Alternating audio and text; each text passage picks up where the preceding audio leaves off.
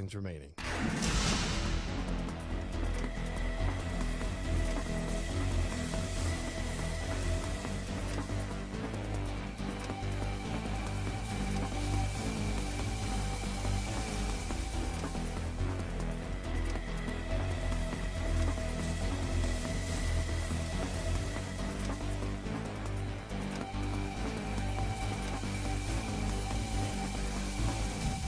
Two minutes remaining.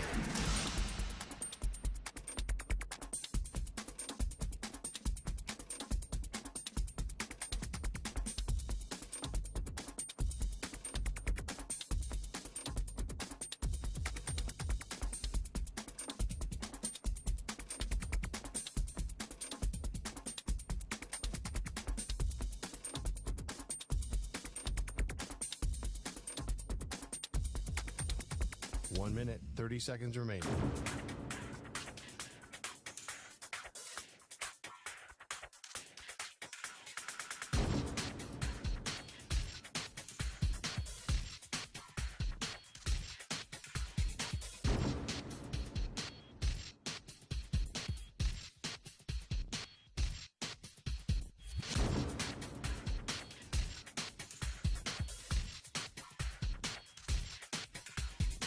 One minute remaining.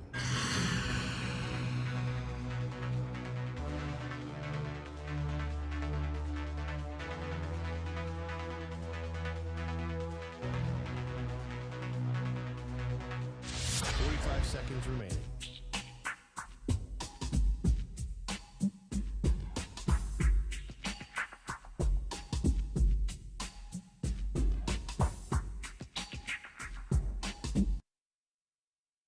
Remaining.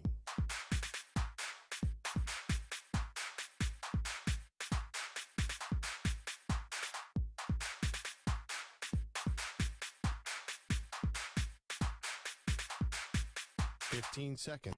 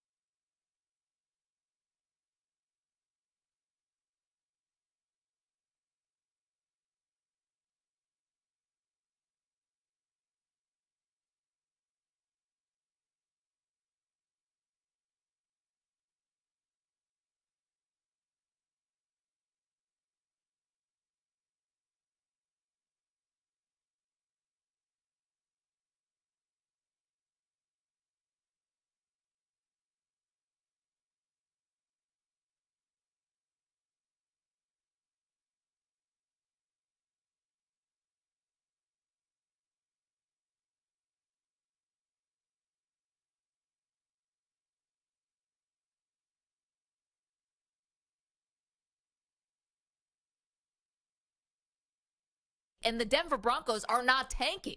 This is a team that actually is going out and trying to win. Someone who has a coach who's like openly talking about how he hopes he gets into the Hall of Fame.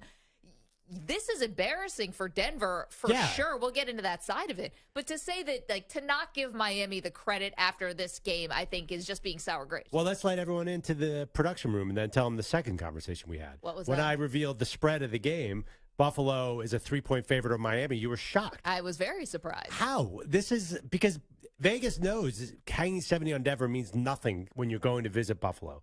Because, first of all, the Bills are always home favorites. The Bills haven't been an underdog in like 5 years. Very proud of the home field advantage. Vegas loves the Buffalo Bills. So that is one thing to take into account. But I just don't think it translates. I don't think what happened on Sunday against Denver translates to the future. I think they're obviously an elite team. They're a very, very good team. But I just don't think they're going to be dropping those kind of numbers on big-time defenses. I don't know if Buffalo has that. You've been a little critical of Buffalo's defense? Listen, the game they played on Sunday against the Washington Commanders was the best defensive performance I've seen from the Bills literally this century. Well, century. It's not going to be as good. Isn't it funny that Denver got lit up by that same Washington offense that could do nothing against Buffalo? That's true. Denver obviously has terrible. real fundamental problems. And it was just so embarrassing the way they played against the Dolphins. They gave up in every possible way. And I think they were also having serious heat issues. So I think that added to it. I just don't see this translating. I think they're going to be a very good team. I think they're definitely in the mix in the AFC. But everyone's talking about like this, if it's Miami and then the rest of the conference. No. There are a lot of really good teams who are going to be challenging Miami. They're 2 points away from, creating history and becoming, setting the record for the single season, most points, in a single game in NFL history. And I love how Mike McDaniel said, we didn't want to go for that record because we thought it'd be bad karma. It's like, you basically did. I mean, it's not like... not like you really you did call off the Dogs, and Denver really couldn't do much about it, but you made a statement. You certainly embarrassed your opponent beyond like sportsmanship. But I don't begrudge the Dolphins for doing that, and I would not have begrudged them if they had gone for the record. It's professional sports. Yeah, and obviously I think there is some background where the Broncos did not give Mike McDaniel an interview or something. He was a ball boy. Yeah, he was a ball boy. And of course, Vic Fangio. Yeah, there was a lot going on there. Fired. But honestly, they brought in Mike White, and they were trying to call off the Dogs. But anybody could have thrown a touchdown against the Broncos on Sunday. It was 7-on-7 football. There was no pressure on Tua the entire game. He obviously did whatever he did, but it wasn't just that. You could not tackle the running backs. They could not make a single tackle. Tua had 309 yards. I think 250 of them were the running backs just running wild because you throw a screen pass and Denver's like, all right, you got us. Just run into the end zone. It was terrible. It was shocking how bad that was. That 50-point differential was more in one game than like the first 6 of Nathaniel Hackett's games coaching in Denver. And I know that Sean Payton called out Nathaniel Hackett, and Nathaniel Hackett deserved to get called out last year. They did a terrible job. But talk about bad karma. It's like it's all come back around on Sean Payton. I know this is supposed to be a Miami conversation, but this has all come back around on Sean Payton, right? Because he came in talking really tough, saying, we got to get rid of Russell Wilson's personal trainer. He can't have an office anymore. You basically took away his parking spot. And now Russell Wilson, I don't know if he's looking for a reason to bench him or whatever. I do not think Russell Wilson has actually been the biggest problem for Denver. I don't think he's top 10 problems. I'll tell you, Russell Wilson, did you? I don't know if you saw the very beginning of the game. They came out. Miami, of course, just stormed down the field for a touchdown. Then Denver got the ball. Russell just boom, boom, boom. And then he threw a 40-yard dart to Cortland Sutton, where Cortland Sutton's feet were in bounds, but Peyton didn't challenge it because it seems like he's lost his fastball. And gave the ball right back to Miami. He's doing a terrible job coaching. I mean, there's just no way around it. And you can blame whoever you want to blame. Yeah. You can blame Hackett, as he did before the season, and then blamed it on having too much coffee, that he got too honest with the USA Today reporter about how terrible Hackett was. But now there's no one else to blame. No, you lose by 50. That's on you. It's totally on you. Yeah. Let's hear Sean Payton. This is him getting angry with a reporter after the loss. You said it's embarrassing, but this is kind of an historic game. I mean, I'm more. Third time the team has scored 70 points over 700. What's the question? What's the question? How do you feel about it? I just finished telling you. Historically embarrassing. Next question. I mean, it's like you got to take the medicine here. You got to stand up there and take every question. And honestly, like, he could use a lesson, and it's going to sound crazy, from how Dion handled getting slaughtered by Oregon, my Ducks. At least took the butt whooping. You just got to take it in stride. And I know Peyton did say some things about, it took their medicine a little bit, but you got to just fight through that and be a little bit more gracious. It can't just be all about your ego. Next question. Next question after you lose by 50. You got to stand up there and answer every last question. Yeah, I mean, the interesting thing about them is they have the Bears next. Yeah, and nice landing spot. Then they have the Jets. So this is bad. Losing 70-20 is bad. Losing to the Bears or the Jets, that'd be really bad. Like, he can't get a mulligan and just say, you know what, this was the wrong team, I'm going somewhere else. I don't know. I mean, no, you can't do that. You signed on, and you wonder, like, what's going to happen next, right? Yeah. So maybe they do beat the Bears. The Bears got blown out in Kansas City, and no one even noticed. The best thing that happened to the Bears on Sunday was what? Well, Travis Kelce, Taylor Swift. Yeah, Taylor Swift showing up.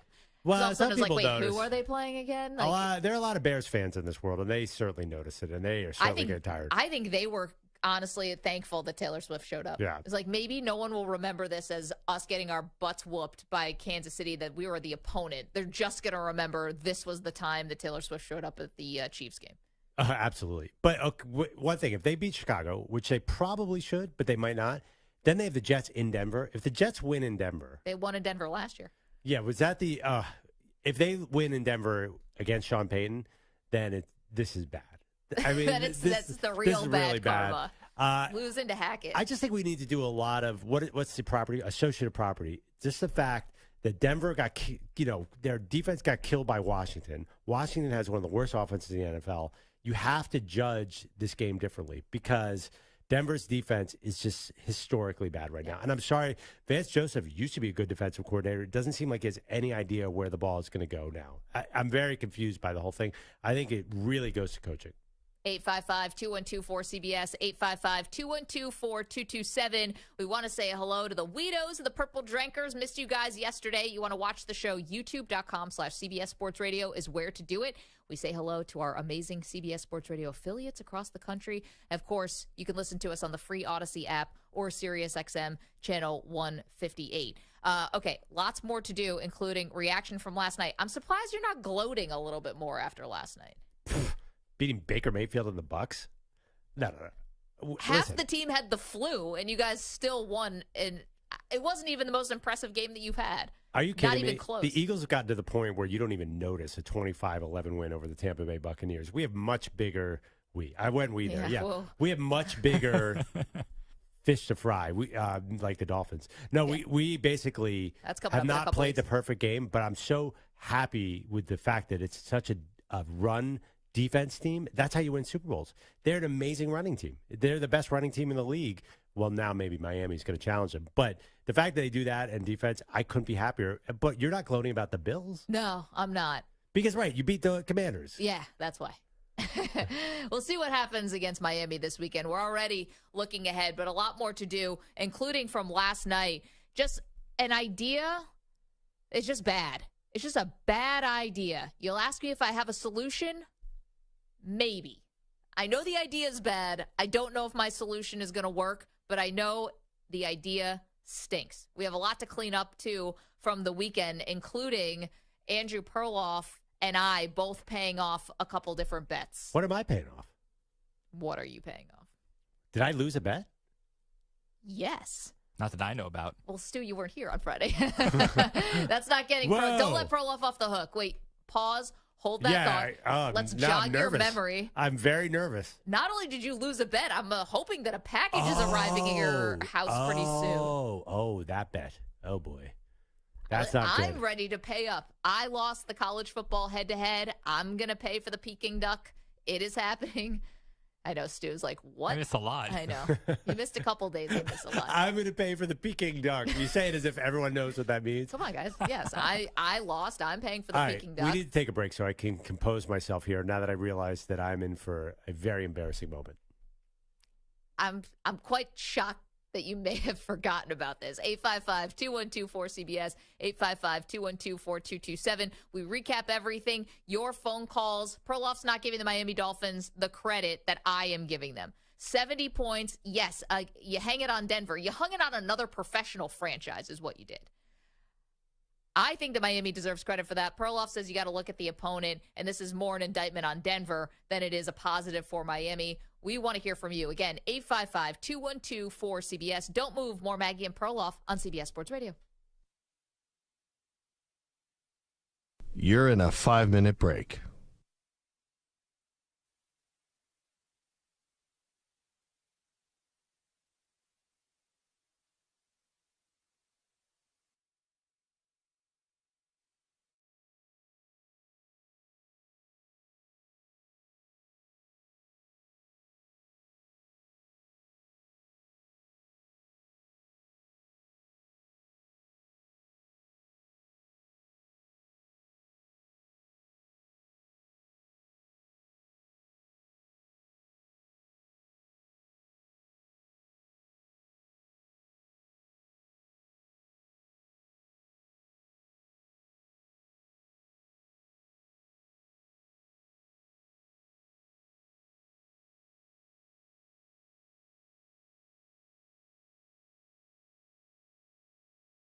Four minutes remaining.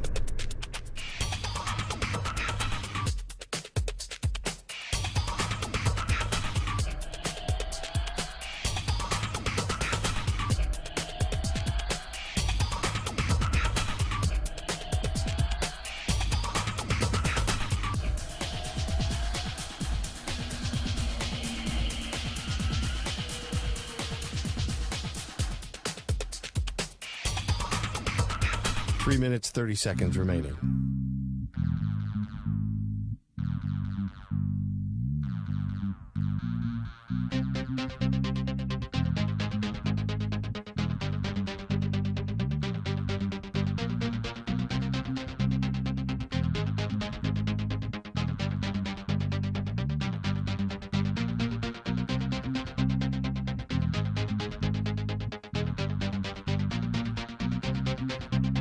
Three minutes remaining.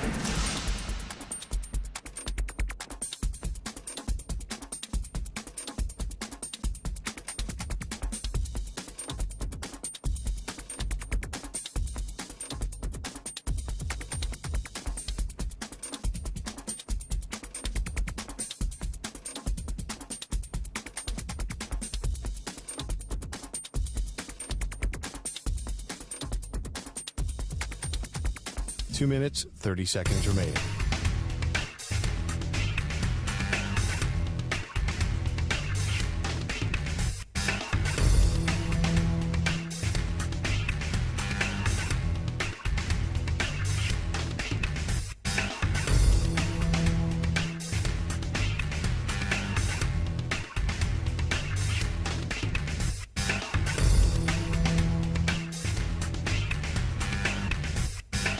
Two minutes remaining.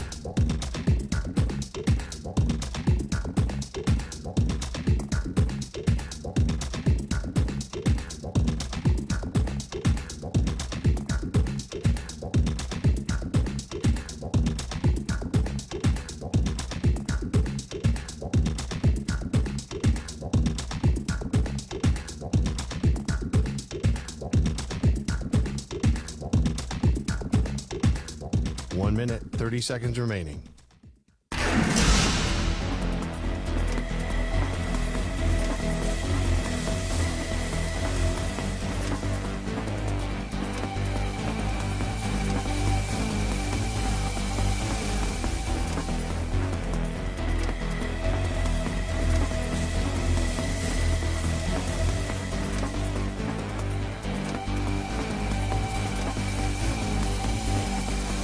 One minute remaining.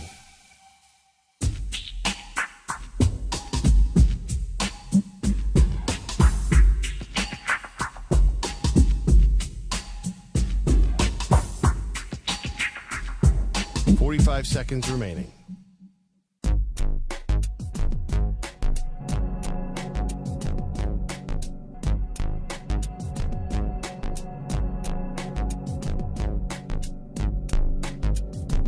Seconds remaining.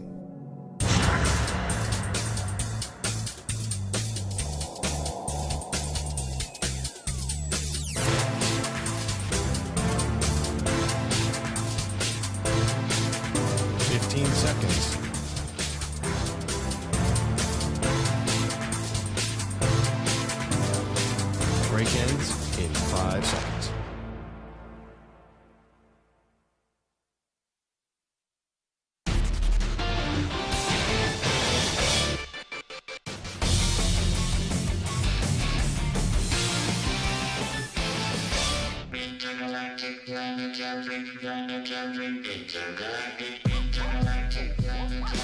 Welcome back to Maggie and Perloff.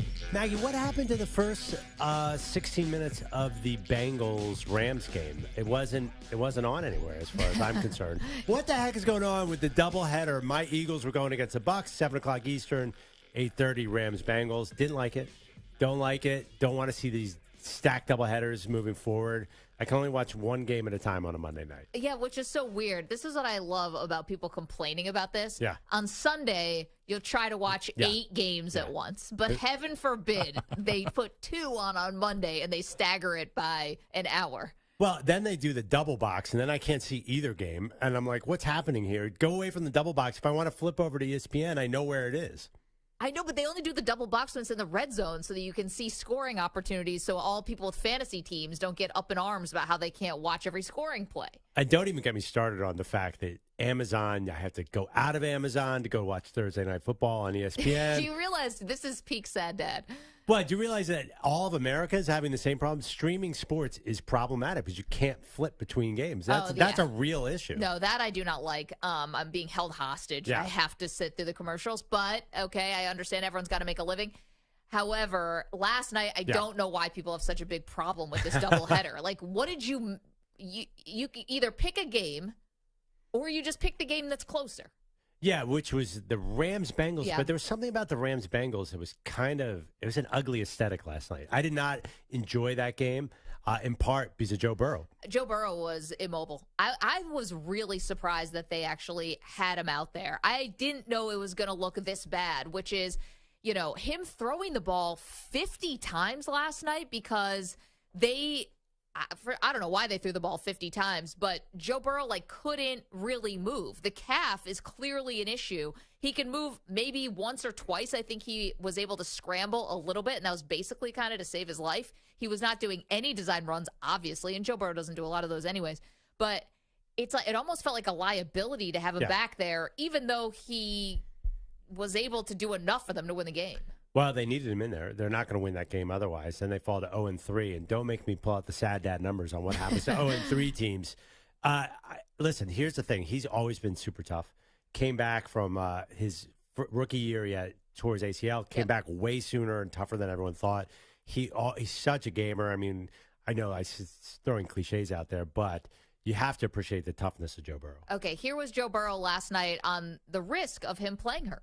There is risk to go out there and potentially re-injure it, but there's also a risk to go out there and be 0-3. So I wanted to be out there for my guys, and I was confident that I would be able to do what I needed to get the win. Okay, listen, give him the tough guy award. Clearly he's earned it. He can play hurt. He proved that last night. But I just have to ask you, what are the Bengals in this for, right? Super Bowl. Exactly. Yeah. You're going to have now a player who is going to be playing most likely with an injured calf. These things don't just miraculously clear up on their own. Continuing to play this season, do you think this is going to get better or worse? It's going to get worse. How's it going to get better? Time. I mean, listen, they have games at Tennessee and at Arizona. If they can put up a good 21 against Tennessee, they win that by a touchdown. Then Arizona, I'm a little nervous about, but I think that it's going to get better. Why? An injury gets better. That's what happens. But not when you keep playing on it. And he's telling you there's a risk to re-injure at all times. Listen, Tennessee might be woeful, but their defense is not bad. And Arizona's been competitive in every game and just beat the Cowboys. So there's no rest here. There's no lull. You should have sat him out. Probably week 1 would have been the smarter move. Just like Jamar Chase basically told you over the summer, his own teammates said to do that. Yeah. And now he's going to just be dealing with this very painful calf injury throughout the season. You can't feel good about your Super Bowl chances. You're breaking the cardinal rule of our show. You're betting against Joe Burrow. You're betting against Joe Burrow. I hear it. You don't think Joe Burrow could pull this off. Why would you ever have doubt in this man? He's done nothing but win his senior year at LSU, win in the NFL. normal rules don't apply. He seems to be blessed. Do you really think he's making it through the whole season healthy? I would take him over Tua to make it through the whole season healthy. Yes. You can't do that. That'd be crazy. What? He's What are you already hurt. Side bet. Joe Burrow plays more games with Tua Tagovailoa this season. I will take that bet. Let's go. Okay. You might have jiu-jitsu But lessons, first. but I have Joe Burrow. But first. So I guess I am betting against Joe Burrow, which is a Cardinals. And you broke another rule. You bet on the Atlanta Falcons to go over, which was dumb. The next time I do this, somebody just yank me off the stage with just like one of those big vaudeville hooks and never let me come back. I couldn't believe it. Yes, I turned into that Detroit-Atlanta game, and the first thing I hear is like, boy, these defenses are playing well. I'm like, of course I took the over. Who cares? It's not about me. It's about Perloff. Because we're talking about bets. Okay. Did you finally remember in the break I did. the bet you lost this weekend? I did. It was a little confusing because I had multiple bets. We had a college football bet on 5 big games this weekend. The stakes being the loser buys Peking Duck on Thursday, which I can't wait for because I squeaked out the win there.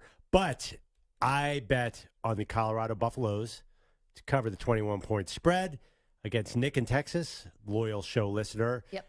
And now is where things get murky. I have to dress up as a buffalo. Yeah. Nick sent me some photos that I don't even know if I can share them with people. Why? Just different images of what a buffalo suit. I mean, he sent me It's like hedonistic. Like why? I don't know. He sent me a $4,000 buffalo mascot. He's like, "You guys can afford this, right?" I'm like, "No."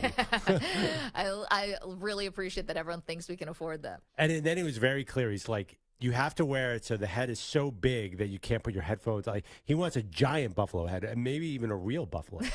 Wait, what? Yeah, a he's real buffalo. Nick's lost his mind. He really expects me to go all out to dress like a buffalo because that He's was. like, no, a taxidermist? I don't even want to go down that road.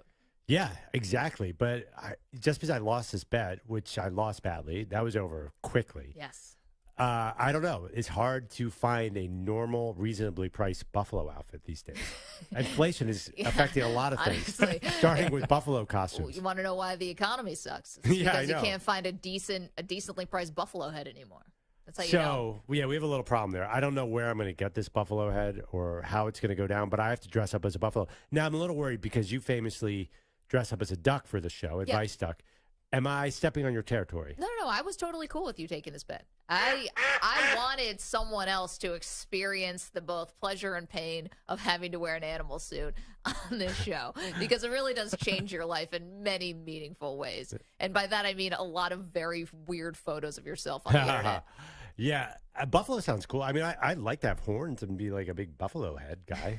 That's kind of cool. I don't think that you'd like it. Now you have to do it. What about your Buffalo Bills? Do a lot of people wear buffalo costumes Yeah, for I that? can find you a buffalo head.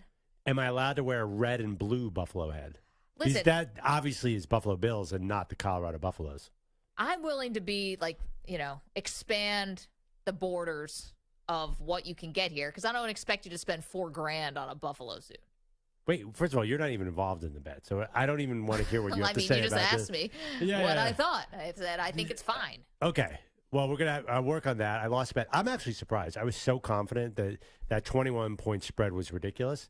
And, man, it took about 11 minutes of game action to realize that there was a reason Oregon was such a huge favorite over Colorado. Yeah, that was a thorough whitewashing. Yep. But as I predicted, it doesn't mean the Dion and Colorado story has lost a lot of steam. What I did not anticipate is Oregon and Dan Lanning and the pregame speech and after the game, the halftime speech, everything, how their, star has really shined through this whole thing. I didn't think that Oregon was going to get such a significant bump off of this, but I really believe they have. There were a lot of eyeballs watching that game, obviously, and Oregon played one of their best games. They were suffocating on defense. They were almost perfect on offense. I think that makes sense. You get really beat up if you lose to Colorado. TCU just got destroyed. Yep.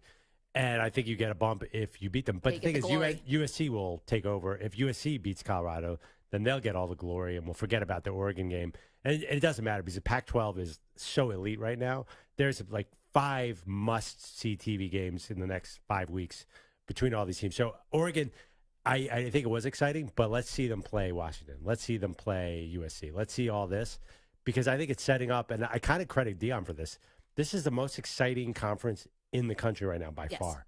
And I think Colorado's going to play these teams that are just going to become very visible. I do disagree, though. I do think you can't argue that the story hasn't lost some steam after the blowout. I don't know. Do you think Deion is just as big a deal before the loss as he is now? Well, let's hear from Dan Lanning, Oregon head coach. My Ducks, everyone, as I've jumped on the Ducks bandwagon this season. This was Dan Lanning, Oregon's coach, talking about Deion Sanders' impact on college football. I'm also grateful and can clearly acknowledge that the attention that we got this Saturday, in large part, was due to Deion and what he's doing to college football. And if anybody can't see what he's done for college football and how he's bringing excitement to college football, you're crazy. He's done a lot for the game. He's building something over there. I think that's really, really clear. There you go. I mean, that's the coach who just smoked Colorado and, was definitely enjoying it. Dan Lanning was definitely basking in his moment, as is his right to do. Even he's giving the props to Deion in his moment. Okay. So you don't think the Colorado story has been downgraded significantly? I don't, actually. Okay. What if they get blown out like they did last week against USC as well? Another 21-point spread. Yeah. Then are you ready to admit that the win will go out of the sails? Because I think it's still the biggest story in college football, but I think a lot of that was driven by the 3-0 start, how much success they had. So I think if they come back to earth, then it'll be a great story, but it was an all-consuming fire of a story before. It can't keep that up if they don't win. Here was Deion himself talking about the blowout loss to Oregon. One thing that I could say honestly and candidly, you better get me right now. This is the worst we're going to be. You better get me right now. God bless him, though, man. He's a great coach. He did a great job. God bless him. He can take their shots. They won. I don't shoot. I don't do that. They won. There you go. Again, Sean Payton might be able to learn something from Deion, but Next question. It's going to next question after you lose by 50. Anyway, I think Deion had the proper, listen, there was no other perspective to have. They got thoroughly embarrassed. Well, I don't want to say embarrassed. They got thoroughly beaten. I don't know if they got embarrassed. Now, we do know that the Colorado players were talking some serious trash before the game. I don't know if Oregon was too. But on the Oregon video that they put out, like the cinematic retelling of the entire day, you see Oregon players talking trash. You see Colorado players talking trash before the game, and Oregon's not responding in any way. And then they go out and they beat them thoroughly. I don't quite know why Oregon did that. I mean, they're basking in their moment. To the victor goes the spoils. I guess they're playing Deion's game. But then again, they have, I think, 5 games against ranked teams in the next 7 or 8 weeks. Like, come on, you beat Colorado. Act like you've been there before. That's how I guess I'm old school in a different way than Deion claims to be old school. Yeah. Like, why did they really have to put that video out where the Colorado, were they that bothered by the Buffaloes talking trash to them? That happens every game, doesn't it? I think they were. I mean, let's remember Dan Lanning's pregame speech sounded like this. Rooted in substance, not flash. Rooted in substance. Today, we talk with our pads. The Cinderella story is over, man. Right? They're fighting for clicks. We're fighting for wins. There's a difference. Right? There's a difference. Right? This game ain't going to be played in Hollywood. It's going to be played on the grass. Right? It's going to be played on the grass. Listen, I think that Dan Lanning clearly knew, and he was talking to his team. I don't think, people have pointed out, rightfully so, like, hey, if you're saying Deion's doing this for clicks, why would you let the cameras in your locker room right before you're giving this very fiery speech saying you're not in it for the clicks when you know that this is likely going to go viral or you think it could? I think he's talking to his players. He knows exactly what's going to pump them up. Like, they've been hearing this, and I think he pushed, obviously, the right button there. So who is the Oregon video maker, film guy, speaking to when he puts out that video of Shedeur Sanders talking trash? I think that's for recruits. Okay. It's always about recruits, isn't it? I mean, I just think they wanted to paint themselves in this way, saying, listen, Deion is not going to come out afterwards and say that they made it personal. Mm-hmm. They didn't. Oregon didn't make it personal. If anything, Colorado made it personal. Deion has come out and said they made it personal. Oh, did he? He said all 3 coaches he faced have taken digs at him in an interview with USA Today. But anyway. All 3? Well, he's played 4 games. I mean, I don't know. He said the last 3. Oh, the last 3? What was the first game again? Oh, Sonny Dykes. Him and Sonny Dykes. So that was a love affair. They're hugged friends. mid-game. We don't see that often. Samter has an update to the story. Yes, Samter. So Dion is not one to mince words and not pay attention to important words. So apparently Dion has filed for 5 new trademarks. A couple of them seem fine. Are you sure this is from a real story? This is a real story coming from a trademark attorney. It's been retweeted by our friends Dove Kleinman and Ari, whatever his last name is, and a variety of other NFL, a variety of other shadowy international NFL sites. aggregators. Yes. But it does come from Josh Gerben, who is a trademark attorney. Okay. And his entire feed is all about trademarks. And he has 5 trademarks that he put out there. One is "Ain't Nobody Care." Sure, I guess. 2, "F around and find out." Which, how do you trademark that? Because everyone uses it. I didn't know you could. I'm surprised someone hasn't trademarked it yet. But who's that attributed to? Dion didn't make that up. No, I haven't even heard him say it yet. But okay, maybe that's something they say. Maybe it's personal. You could trademark, but that's not one of them. Personal. There it is. "We keep receipts." Sure, we've heard him say that, and that's something they're doing. But again, I don't know how you trademark that. A lot of people have used that. Sure. These last 2 I'm a little bit iffy about. Number 4, "Pit bull in pumps." That's the one I think he actually can get. Pit bull Never in heard anyone pumps. else say that. But what is that even? Oh, like the pump-up shoes? No, I think it's Reeboks? probably like, you see Like D. Brown? No, like wearing high heels. You see a pit bull wearing high heels. Maybe you underestimate them, but really they're a killer. Right? You look at a dog wearing high heel shoes, you're like, oh, this guy's nothing to worry about, but really it's a pit bull. I think that's what it means, but I don't know. Maybe he's talking about the singer and pump-up shoes in D. Brown. I have no idea. And the last one is even more confounding: "Working or twerking."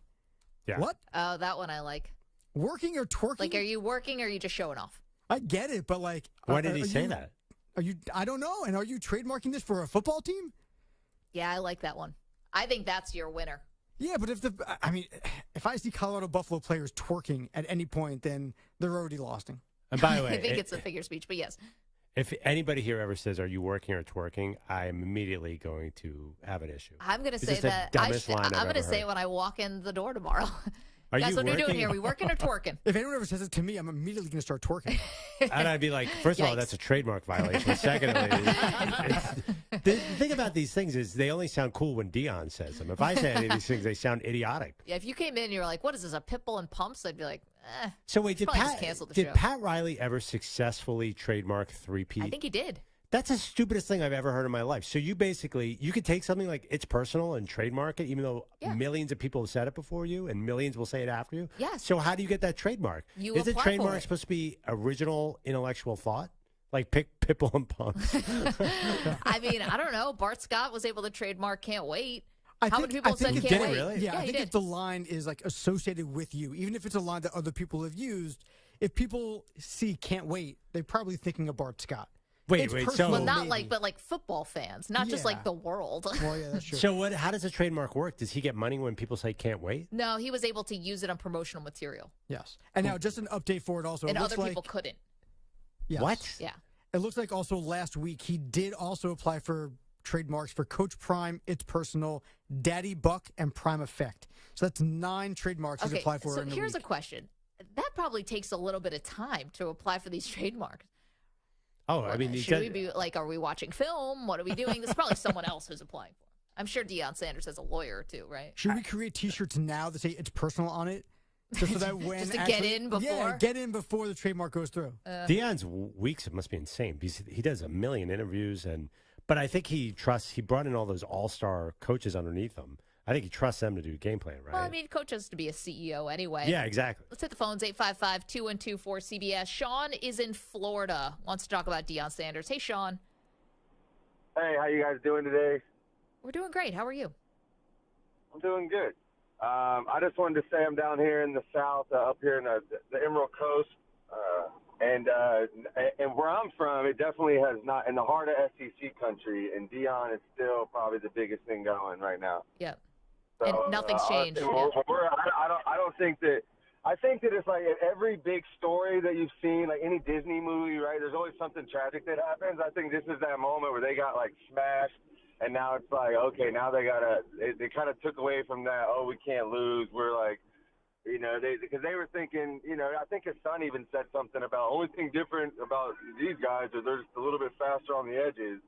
or something. And I think now they realize, hey, some of these big team schools, they got a lot better players than we do. Yeah, Sean, I mean, Shador's been sacked 22 times. But thank you for the phone call, because I appreciate you backing up what I was saying here, which is Deion's still the biggest story, even after losing 42-6. But I do think that Oregon has gotten a really nice bump from this. We see you guys on the phones. We're going to get back to your calls in just 1 minute. More on Deion, more on Perloff trying to locate a Buffalo suit to wear because you lost a bet. That got Ackerman's attention. Ack, you got a Buffalo suit for Perloff? I do not, but, I wouldn't mind upset. seeing that. It's better than being, run over by the Buffalo. Well, that might be happening next. Ralphie Perloff, you get the horns. Ralphie gets a hold of you, boom. Oh, that thing is crazy. Yeah. So the Buffalo...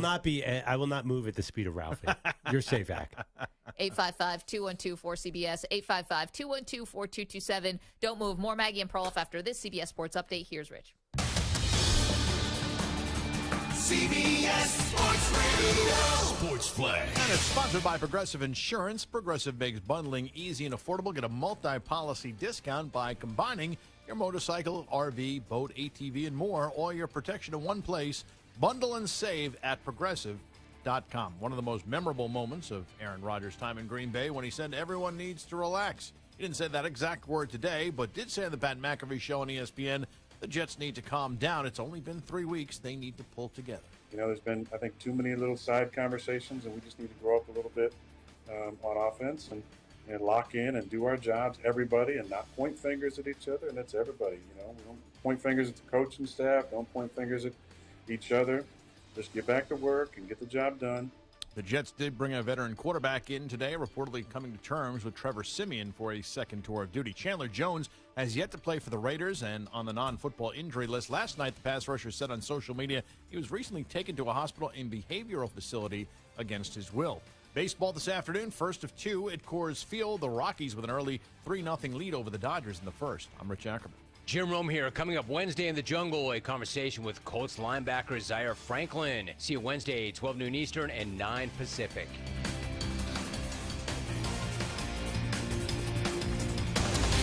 CBS Sports Radio.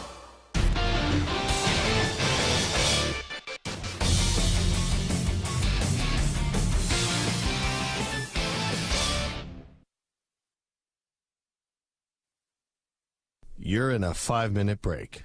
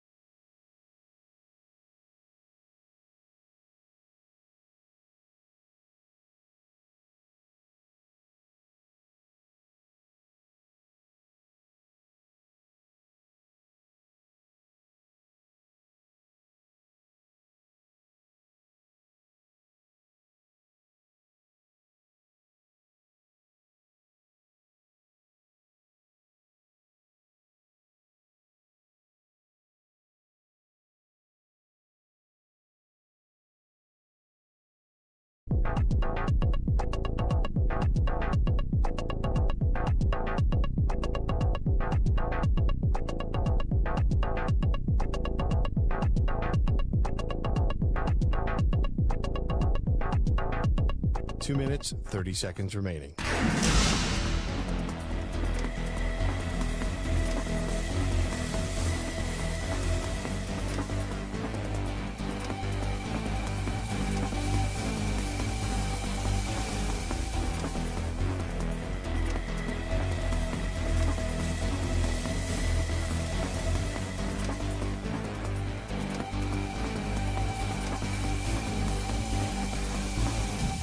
Two minutes remaining.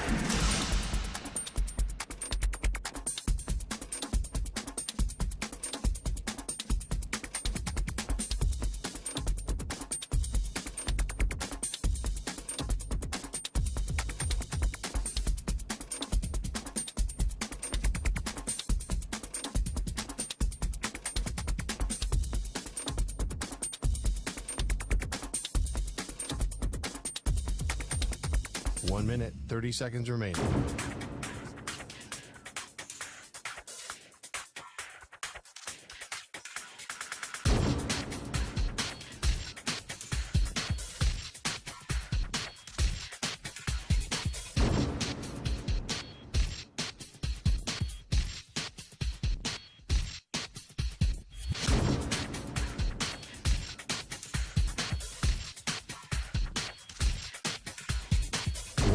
Remaining.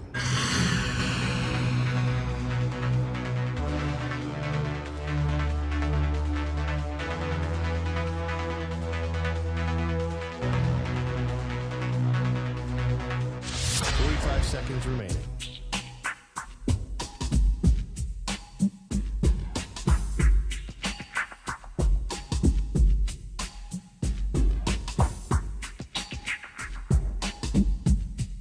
Thirty seconds remaining.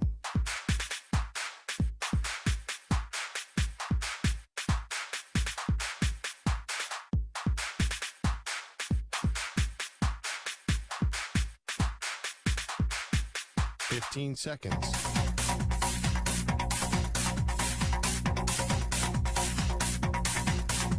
Break ends in 5 seconds.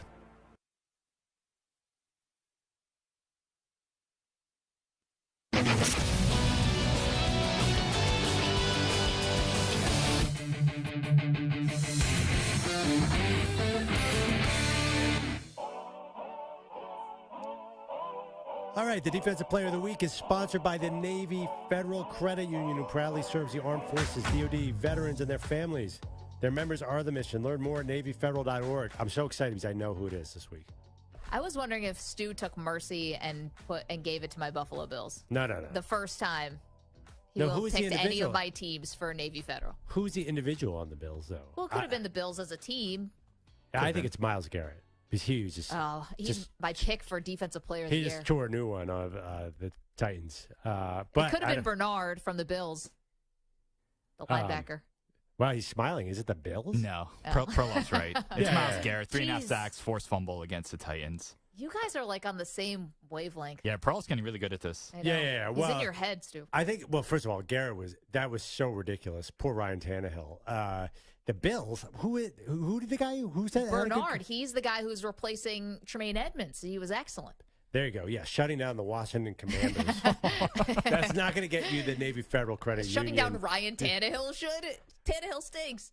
Wouldn't be surprised if they're in the mix for the AFC South along with the Colts and Well, the that's just Texans. because the and Jags stink. Thank you. I'm no longer in my survivor pool. Thanks for Ooh. nothing, Jacksonville.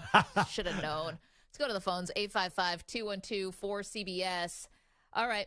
Jeff is in Pittsburgh, has a thought on Deion Sanders. Hi, Jeff. How are you? Good. How you guys doing? Excellent. Hey, well, I wanted to talk about Deion, but now you guys got me talking. It's like it's not Garrett, it's not whoever you talked about. It's all day, every day. T.J. Watt, not just defensive MVP, MVP of the league. T.J. Watt when he's on the field. They have to win a lot of games for T.J. Watt to be in consideration for that. Because right now, I know they won and they beat the Raiders, but that team does not look great. If they're 8 and 9, he can't be MVP. No doubt. I totally agree, but it doesn't matter if they're playing the Raiders or if they're playing the Niners. T.J. Watt's going to get his. That's all I'm saying. You're right. And also, because Dallas lost, I mean, takes a little shine off Micah Parsons, at least for a week. Yeah.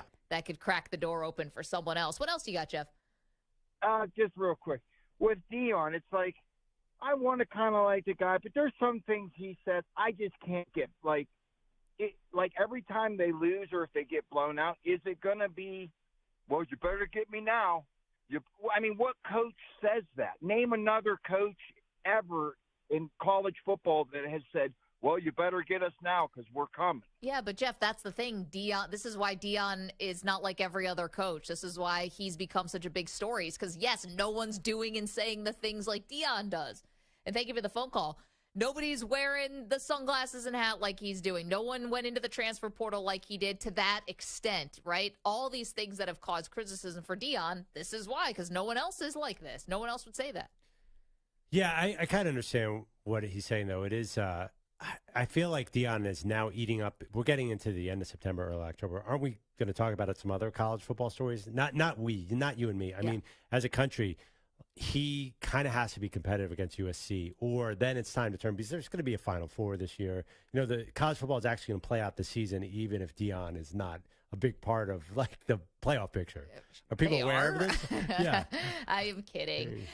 Okay, our pal Nick in Texas is calling to gloat right alongside me. Big winners, Nick and I, of our show bet versus Andrew Perloff. Hey, Nick, how you doing? Maggie, good afternoon. Perloff. Well, you're always fuzzy with the bets and details, so I figured I'd call in, kind of clear that up with you and let you know how it's supposed to be going down. Fair. Nick knows us well. But quickly, I do have a comment on the Colorado. I mean, I think they're going to just, now that they've had that loss, they're just going to fall into the college mix until they do come back and beat a big ranked team. And so his hype will come back then. But until then, he's going to cool off, and he's just going to be in the mix, and we'll start talking about some of those other teams that are top ranked. Yeah, I might disagree with you on that, Nick, but I think Oregon did get a big bump from this. They have, and they're riding that wave. To what? Agreed. What good is that going to do them? What does that have to do with their game against Washington, their game against Utah, their game against Washington State? I don't know. I think a lot of people are going to maybe be a little bit more interested in Oregon because they looked like an absolute freight train against Colorado. And I think people made that a referendum on Colorado. I think a lot depends on the USC game. If Colorado can give USC a game or win that game, then Oregon's going to look better. But if USC does the same thing that Oregon did, then it'll just be white noise. Nick, what else you got? Well, yeah, so I've been sending Pearl some pictures now. He's totally embellishing, like, what I've been sending him. No $4,000, like, couture-type buffalo suits. No, I did send him one that was like $400, yeah. But, no, I even found him some that would be within his daughter's, allowance budget. I found one that's got hat with horns. Now, good luck if you can find a costume to fit his tall, body style. But, no, I've sent him some good options for him that he can look over. You said a full body, a cartoon buffalo onesie that is very reasonably priced. But if you pull it up, Nick, I just say to Maggie, is that a tail between his legs? Because what's going on with that one? I know it's a male buffalo here, but I feel like that's going to cause me some problems. Yeah, in this office, you might get you might get some looks for that. Yeah, I'm into the. I mean, you got to go onesie, right? If given the opportunity to go buffalo onesie, you got to go full body. I think you got to do it. Yeah. All right. I agree. All right, I will purchase this, and I will wear a buffalo. What size do you think? But Nick has a point. You're 6'4"? I'm 6'4". Yeah, they only go up to large here, but I can wear a small. Wait, but buffalo. you have put on the duck suit before, right? Yeah, it was a little small, but it worked. Now, I just think that we're going to get a reputation as a show. If I'm wearing a buffalo onesie and you're wearing a duck onesie, people are going to be like, what is going on there? You don't think they already say that? I'm wearing a duck suit. We're destroying Carson Wentz posters. You're about to eat Skyline chili with no hands coming up soon. You've eaten peanut butter. I've eaten jelly. Stu's about to eat a loaf of white bread. I just think the visual of a duck and a buff, people will be like, I don't know what's going on here.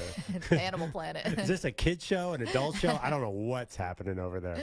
Nick, congrats. You won the bet, and now Perloff is going to dress up like a buffalo. So thank you. Boom, back on the winning track. Here you go, Nick. Appreciate that. Hi to the family, as always. That is very interesting. Back, though, to, like, why are we talking about, I'm going to be that guy. Yeah. Why are we talking about Ohio State beating Notre Dame. Why are we I'd love talking to talk about that. the fact that Georgia's about to be the first team possibly to three-peat since 1930? The fact that Michigan, one of the premier programs who hasn't won a title in forever, has an amazing chance to win the title this year. The fact that Texas is in the top three. There's so many stories. When is Deion going to let go of the news cycle and let us talk about all those things? The answer to that is never. No, the answer is if they get blown up by USC. Then Do you think they are? I don't think so. They're going to be at home. I didn't think they were going to get blown up by Oregon. No, I do. USC's defense is not very good.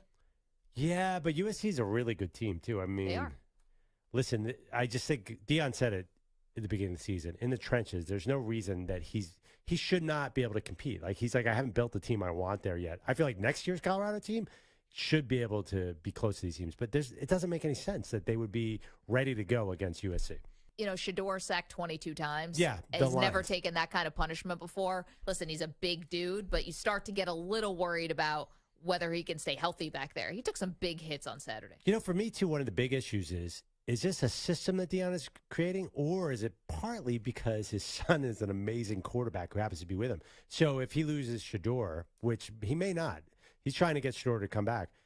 Does the whole thing fall apart a little bit? Like, is he going to be able to replace Shador Sanders? Well, I don't think that Shador is going to have to worry about this necessarily because I still think that Caleb Williams has a pretty strong hold on that number 1 overall pick next year. Yeah. Because if it's Chicago, I mean, you don't want your son going there. And I don't think Caleb Williams' dad is going to want his son going there. Except that Deion can make that. This could be a new coach, too. So that's a different. I mean, if it's Harbaugh, if Deion himself wants it, I mean, there's a lot going on in Chicago. He could have the coach of his choice. 855-212-4CBS, 855-212-4227. So much to do, including checking in with the most interesting quarterback in the NFL. We will do that in moments. Don't move. Maggie, Perloff, and you on CBS Sports Radio.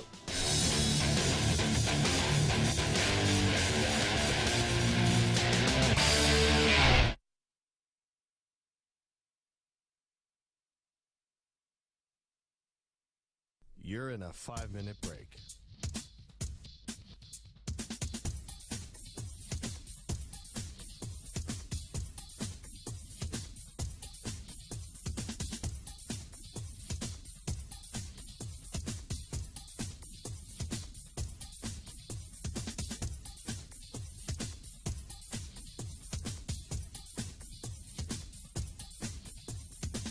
Four minutes, 30 seconds remaining.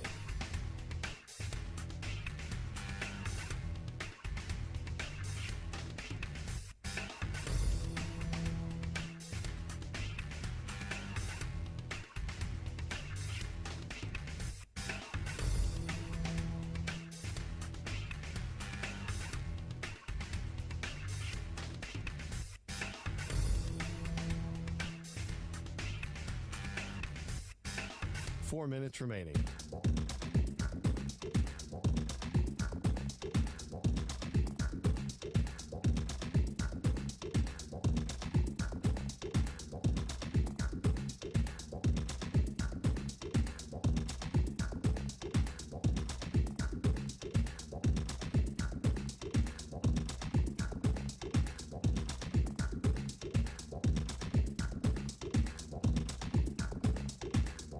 Three minutes, 30 seconds remaining.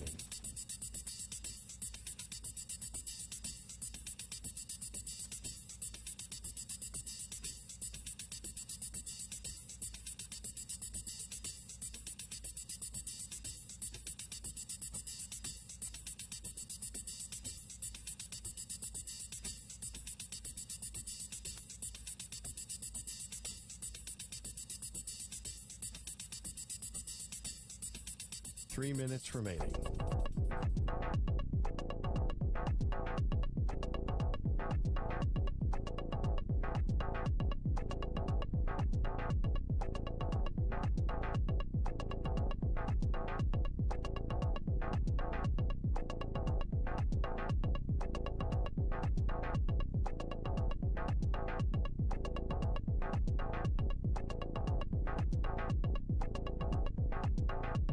Two minutes, 30 seconds remaining.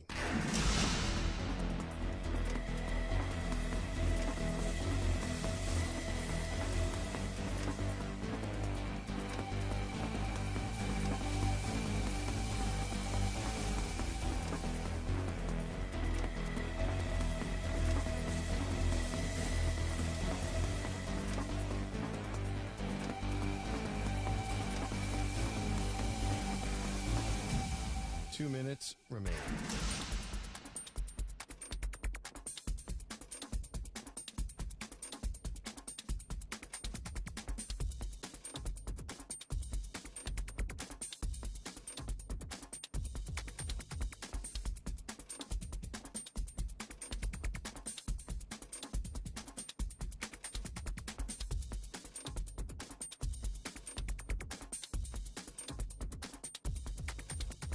One minute, 30 seconds remaining.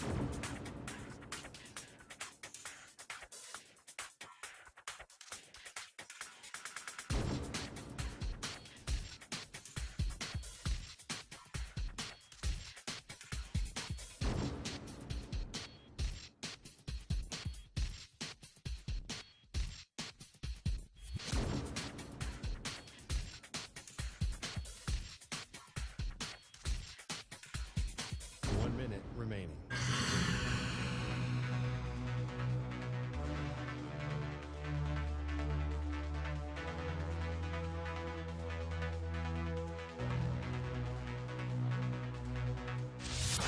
Seconds remaining.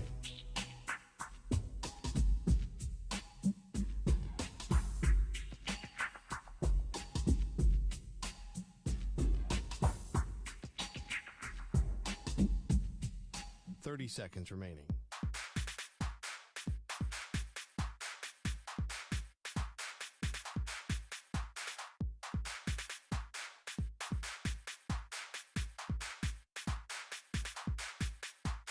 Seconds.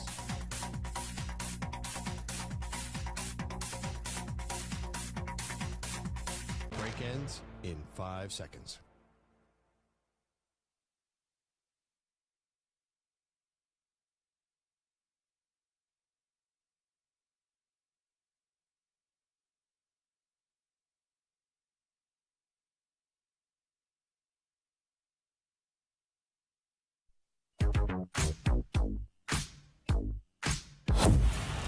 We were talking about sports triggers. Mike is in Pennsylvania, has got one. We never should have let Jimmy Butler go. No. Come playoff time? I was tickled by it. He's got a laugh that makes me laugh. People said Kawhi Leonard in the chat. Yes. Very much. Wow. Maggie, I think the Sixers are going to win the NBA championship this year. The Bills will win a Super Bowl. Don't say that. The Jets will have a solid, dependable, steady season with no drama. That's so good. Can I just do one more? Yeah, go ahead. The Mets are going to figure it out. That's just mean. We're just piling on Maggie. It's so easy. I threw in the Jets, too. They are Maggie and Perloff on CBS Sports Radio. Welcome to the show. We go through this painstaking thing of creating this rundown and coming up with all these topics and, doing all this fun stuff. And then the show gets totally hijacked because Perloff wants to stand up for Mac Jones for hitting Sauce Gardner in the junk. And you somehow want to defend this? How? So this is a sport where 10 times a game, a receiver will catch a 10-yard pass and basically risk his long-term health because a safety could come up and pop him. Who cares? Come on. Yes, it is a very dangerous sport. Guys are really hitting each other hard all the time. Who cares about a little flick? A very subtle, by the way, if Mac Jones was intentionally cup checking him, give him points for subtlety because it was a subtle movement. And Sauce Gardner is acting like... Sauce Gardner's acting like he was attacked outside in the parking lot. It was a tiny little thing in the football field. That is maybe the smallest amount of contact there was on any play of the whole Patriots-Jets game. First of all, Sauce Gardner said Mac Jones was trying to prevent me from having kids in the future. And I think you underestimate. Mac Jones put on 15 pounds of muscle this year. He said he's in the best shape of his life. Maybe a little tap to you feels a lot different from someone like Mac Jones of pure steel. If anything, a little tap is more painful than a direct tap. You know how it is, a glancer. I don't know how it is. And I hear is how much this hurts and how much it hurts, and you'll be writhing in pain. But now I'm getting mixed messages here because you're basically telling Sauce Gardner to suck it up. Meanwhile, Jets have major problems. So do the Patriots. Yeah, I know. But I can't believe you'd be defending Mac Jones here. I feel like that's going against guy code. I'm not defending. It sounds like he has a little Grayson Allen in him, the former Duke player, NBA player. Yeah, and who everyone composed- loathed that guy. Yeah, but that was basketball. That's a soft sport. This is a sport where we regularly see ambulances drive onto the field. We pay this attention to that stuff, too. By the way, Sauce Gardner, I mean, this is what you're focused on after the game. You're 1-2. Wasn't the defense's fault that they lost that game. Well, regardless. They held the Patriots to 13 points. They got 15 off of the safety. Yeah, but I mean, 13 points for the Patriots is like 70 for the Dolphins. That team is terrible anyway. But this is such a silly little issue here, this little subtle hit. And then we're seeing these little Zapruder film videos. Like, look at this angle. It's a football game. What do you think happens in a league's pile? investigating, Perloff. They're investigating this? What do you think happens in a pile? I mean, worse, I know. Guys twisting things yeah, there's and all that. twisting going on. Twisting things. There's one thing that they're twisting. It's not things. Okay, well, it's other singular. things, I don't know. Hands. That sounds I painful. don't know. I'm not sure. But you know what? And Usually, apparently Mac Jones has been accused of doing that as well. Yeah, It seems like he is very dirty. There's got a a video rep. of him going for a slide and lifting his leg up to kick a Bears player directly in the... Like, this dude has a history of doing some weird stuff. So what's worse, doing that or being a safety from the 90s who was just headhunting 24 hours a game? It just was trying to, like, knock people out and end their careers. That's what I would be more concerned about if I was the NFL. Okay, well, you Not don't have this a time tiny little machine shuttle. to go back to the 90s. Well, it's not that different now. Watch a game these days. Oh, I There are know. guys getting laid out all over the place. There's helmet-to-helmet hits every week, Saturday and Sunday. Meanwhile, do we understand? I know we make fun a lot of the Bears and how they're doing. Why did Justin Fields go back into that game? I know everyone was all busy talking about Taylor Swift and Wait, everything. Justin Fields played on? I didn't even notice. Unfortunately for him, he did play. He was terrible. I thought it was Nate Peterman, to be honest with you. It was Nate Peterman-like numbers, but it was actually Justin Fields out there. And do you guys see when he got hit? And he's definitely looks pretty woozy where DJ Moore has to go that grab him and take him to the sideline. Why did he go back in that game? Why are we not outraged about that? I mean, I know the guy stinks, but we should still be outraged on his behalf. Yeah. And also, we should be outraged about Mac Jones hitting Sauce Gardner in the jaw. Listen, as long as nobody tried to subtly flick him, then he's fine. I right? don't know. I don't get it with you guys. Sometimes it's a big deal. Sometimes it's not a big deal. Can you just come to a consensus on whether or not it's a big deal to get hit below the belt? I love that this is a mystery area to you. I don't know. Yeah, believe me, we don't understand To be anything. honest, I don't really care either, but Sauce Gardner seemed to care. It's actually one of the more interesting thing about men is their. It's not. Yeah, no. Well, there's not that many more interesting things. We like to sit on the couch, I was gonna watch say. football, drink beer. But the different if that's reactions. top five, oof. The different reactions to what's the term we're using here? Cup check? Yes, let's say cup checks. Yeah. Are Your term, not mine. I'd never heard that until today. Yeah, there was there's somebody who used to be on TV who used to walk around asking who's the Lakers GM, Mitch, and then you would say cup check and he would hit you. And you shouldn't say that stuff about Skip Bayless. Just kidding. But everyone survived. There were no concussions suffered. Everyone was kept their reproductive skills intact. And far as you Sauce know. Gardner, by the way, if that's the worst thing physically that happens to Sauce Gardner in his NFL career, then he's had a great career. 855-2124-CBS. We got sidetracked here, so let's keep it going. Warren is in Oregon, has a thought for us. Hey, Warren, how are you? Hey, I'm good. Thanks for taking my call. Sure. To shift gears on you, a few days ago you were talking about what lumberjacks wear, or we call them loggers.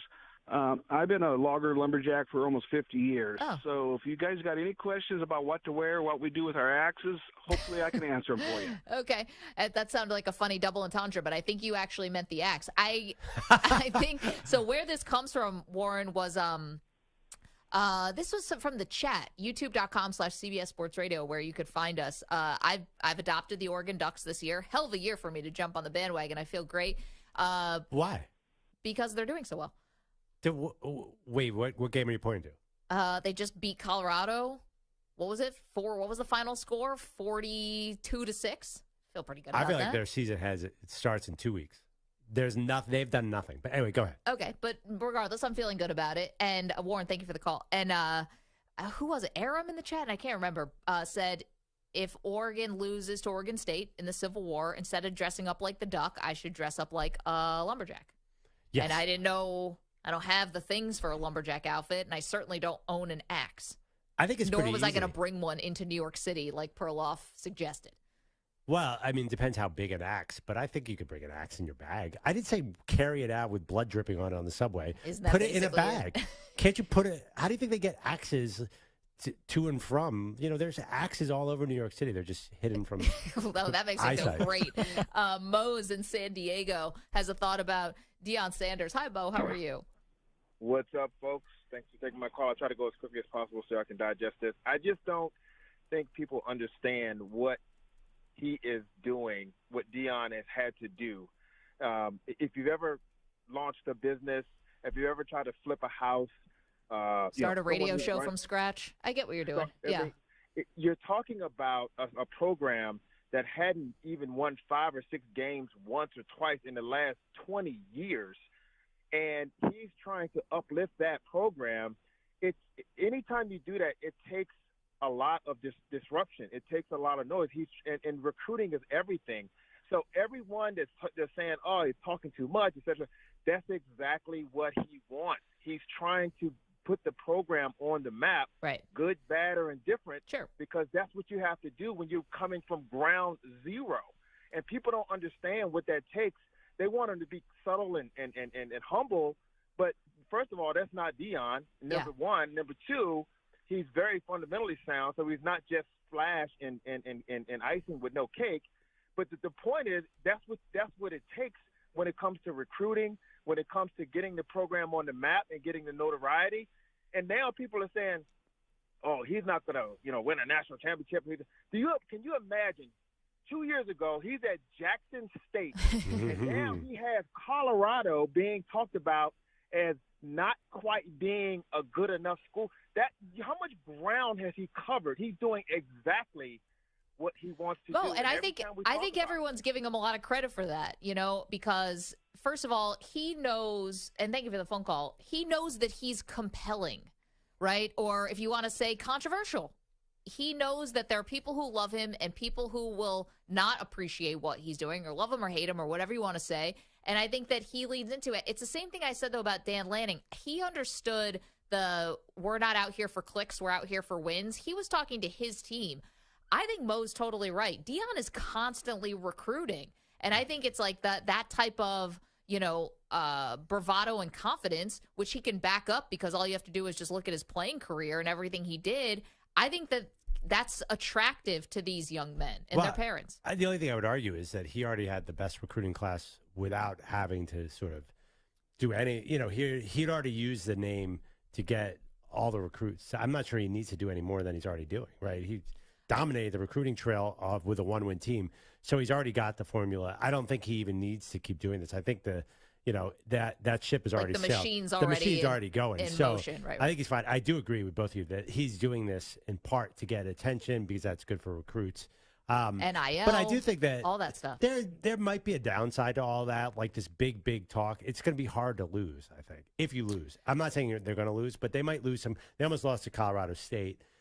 There might be. It is tough. I think Deion's not a guy. This is what surprised me. He's not a guy who's used to not winning. I mean, the guy won everywhere in the NFL, won at Jackson State. So I think that's a fear that, it might be really tough for him to lose. Well, it's hard to eat humble pie when you lose this badly. But I do think, to Mo's point, it's like you're trying to keep the bigger picture in mind, which is about this season, but about so much more beyond that. Where my question is about that is how long is Deion really going to be at Colorado? He had some comments today that say, I do not view this as a stepping stone program at all. And by the way, every hour he's being interviewed somewhere. So he's giving, but he keeps saying that he's serious. And we argued about this last week. I think Colorado is a place you could build. You're going to the Big 12, which you could dominate and get to the playoff every year. And that's a good thing. 855-212-4CBS. Our pal Big Dave is in Kentucky. Dave. Hi, McLovin with the McGruder film reference. Well done, sir. Very well done. Wait, what'd you say? You cut out a little bit. What'd you say, Dave? You made the McGruder film reference a while ago. That's very well done. That was just for you, Dave.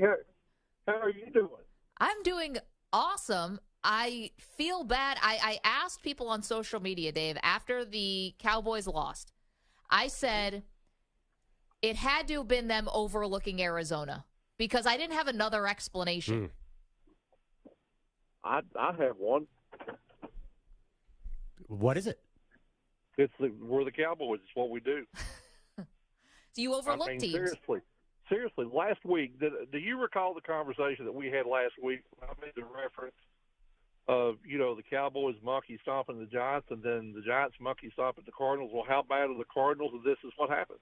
Yeah. I mean, this is what we do. The fish stinks from the head down. I mean, it's just what we do. And for you guys propping up Dak Prescott, we all give it a rest. I mean, I'm serious. Give it a freaking rest. Yeah. The dude is not an elite quarterback. He's above average. He's overpaid, but every quarterback in the league's overpaid. This is what you get. As long as he's there, this is exactly what you are going to get. Dave, let me ask you an X and O's question. Do you think running at Micah Parsons or running at the Cowboys defensive line is the obvious key? Because Parsons is undersized and they're ridiculous rushing the passer. Why is that a formula? Just run, run, run, run? It's the best formula. Now, I think schematically, surely Dan Quinn, they'll adjust. But, yes, when you have someone that's as fast and agile as Mike is, I think the obvious strategy is to run straight. It's like going directly into the chest of a shot blocker, in basketball.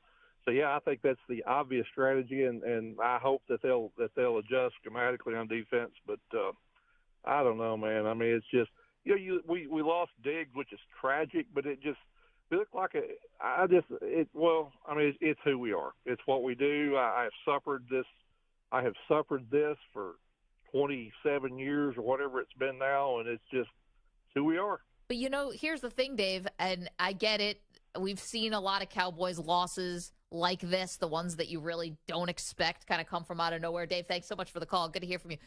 It's just you get a nice rebound here. You can play the New England Patriots next week. I'm not saying that's a get-right game because their defense is still good, but you should smoke the Patriots. Ooh, well, I think the Patriots make every game kind of down and dirty and ugly. Smoke's the wrong word. Yeah. You should beat them. And I think it was the overlooking the opponent. I don't have another explanation because you and I both sat here that Trayvon Diggs injury, we said, while brutal and terrible, and you feel for the guy, we thought they could make up for this because they are a great defense. And Arizona is not a good team, but you know what they are? They're a team that has nothing to lose. They play like it. They don't play scared. Like, Arizona has to get a little bit of credit here for a team that's been hanging in all of these games and then finally broke through on Sunday. Well, I think also, and I think I might have receipts, as Dion would say, the Dallas defense was overrated because they started off with a rainy night against Daniel Jones in a game where they got this lead on these early rain-soaked turnovers. Once they get a lead and can pin their ears back, they're ridiculous. Then they beat the Jets. Right. So how do we really know what the Cowboys' defense was? But I think it's a really important issue for them is, does Dan Quinn adjust? Because the Cardinals just showed the blueprint. If you're the Eagles, just do not drop back. Because once Micah Parsons gets going and he's crawling on the ground, I think they build off that confidence, and they didn't get that going. And then you saw, okay, now Dak's got to win the game. And I mean, Dave is right. Maybe we were overestimating him because I'm not sure with this receiving core he can win the game. Well, but it's not even like he didn't have a great receiving core last year. You Yeah, know? he had the same problem last year. It feels like CeeDee Lamb. I know they got Cooks, but it does feel like it's CeeDee Lamb or bust. He doesn't have anywhere to go when it's not Lamb. It's true. Feels a little bit like shades of last year. And, got to give credit to RG3 here. RG3 was on Get Up this morning. I think he also kind of nailed it when he said this. Everyone at this network and around the world was talking about Zeke being washed. Yeah. But the bottom line is the Dallas Cowboys miss Zeke right now. In the red zone, when you have a hammer like Ezekiel Elliott, it can take a lot of pressure off of the quarterback. Yeah, red zone scoring in terms of touchdowns, the Cowboys right now 27th in the league. It just has not been, and that's why we gave a lot of credit to the defense because the defense was scoring a lot of touchdowns, but the offense is just stalling when it gets into the red zone. It's kind of been hard to tell because those first two games were ridiculous. But, they have a new offensive coordinator too, Mike McCarthy taking over Kellen Moore. I don't think we've seen how that's going to play out yet. There's a lot to watch. I mean, I agree with you. I think that they should smoke the Patriots. I think they're still a very good team. But what Dave said about how they always find the banana peel still rings true. Like, wait, it feels a little bit after this week, same old Cowboys. The thing is, I think every fan feels that way about their team. Yeah. Like, you can tell with your own team in the first 5 minutes. It's like, oh, no. This is going to be bad. Stu's laughing because he's a he's a Raider fan, so he knows exactly what we're talking about. Can't you tell with your team in the first 5 minutes? Oh, totally. And then if they end up winning, you're just like, whew. But normally you can tell in the first 5 minutes that this is either going to be a long day and a loss or a miraculous win. But even the Cowboys fans, I think that at this point they have to realize you're going to have a lot of good regular seasons and not a lot of playoff success, because that's been the story. It's been 12-5 2 years in a row. What do you think their record's going to be this year? Well, maybe this refocuses them before game against the Patriots and then the big one, San Francisco. They're going to be 12-5, Maggie, and they're going to lose to the Niners in the playoffs. That's happening. That's happening on this earth later on this year. 855-212-4CBS. See you guys on the phones. When I tell you I love the variety of topics that are up on our call screener right now, I'm just going to hit you off with this. This is the topics. Dion hype off the rails, Axe versus Hatchet, Kelsey Swift. We love you guys. 855-212-4CBS. We'll get to the bottom of all three of those topics in just moments. Don't move. Maggie and Perloff, CBS Sports Radio. You're in a 5-minute break.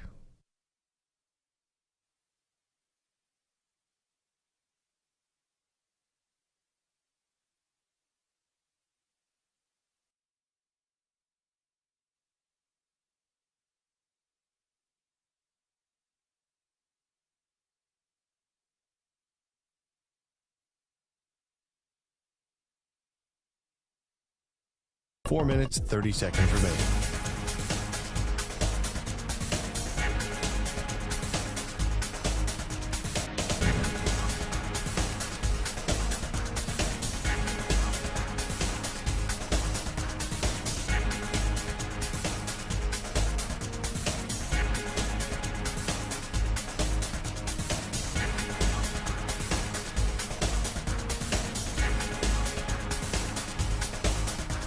Four minutes remaining.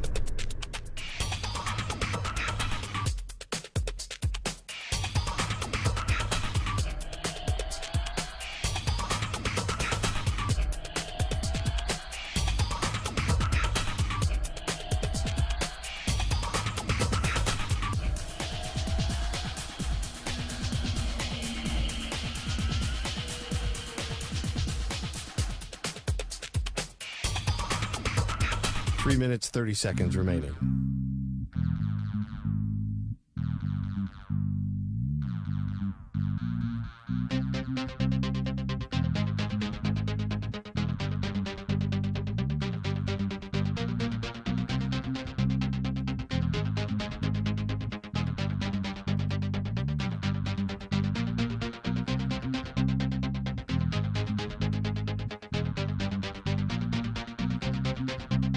Three minutes remaining.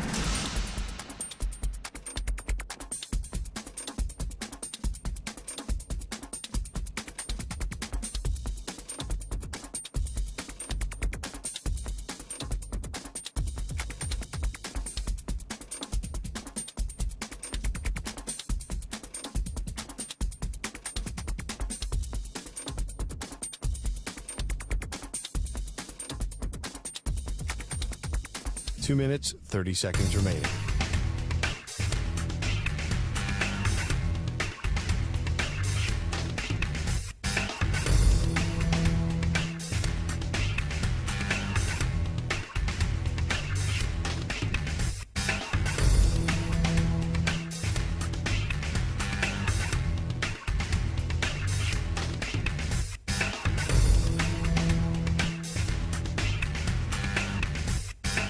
Two minutes remaining.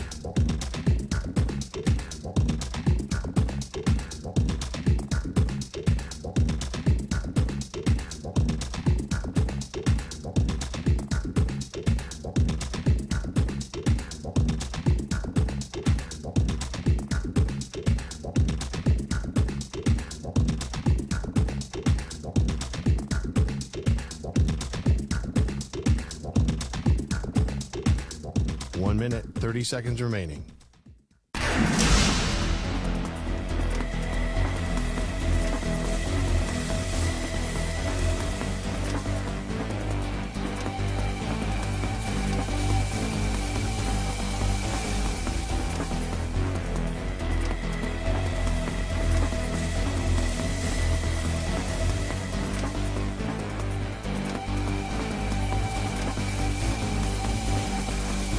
1 minute remaining.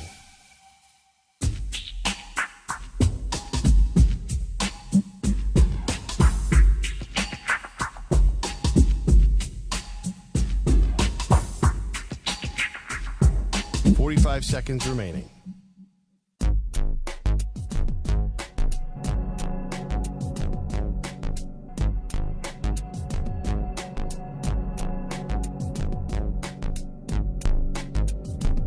Seconds remaining.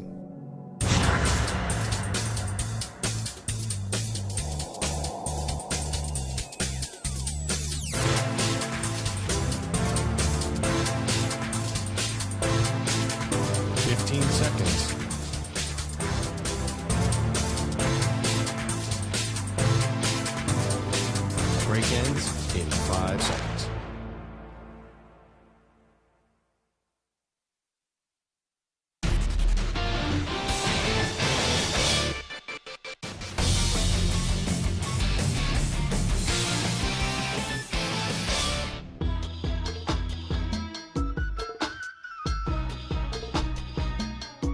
This portion of the show is brought to you by Wesley Financial. Stuck in a timeshare and want out? Contact Wesley Financial Group now and get a free timeshare exit information kit at wesleyfinancialgroup.com. Feeling great in the studio today.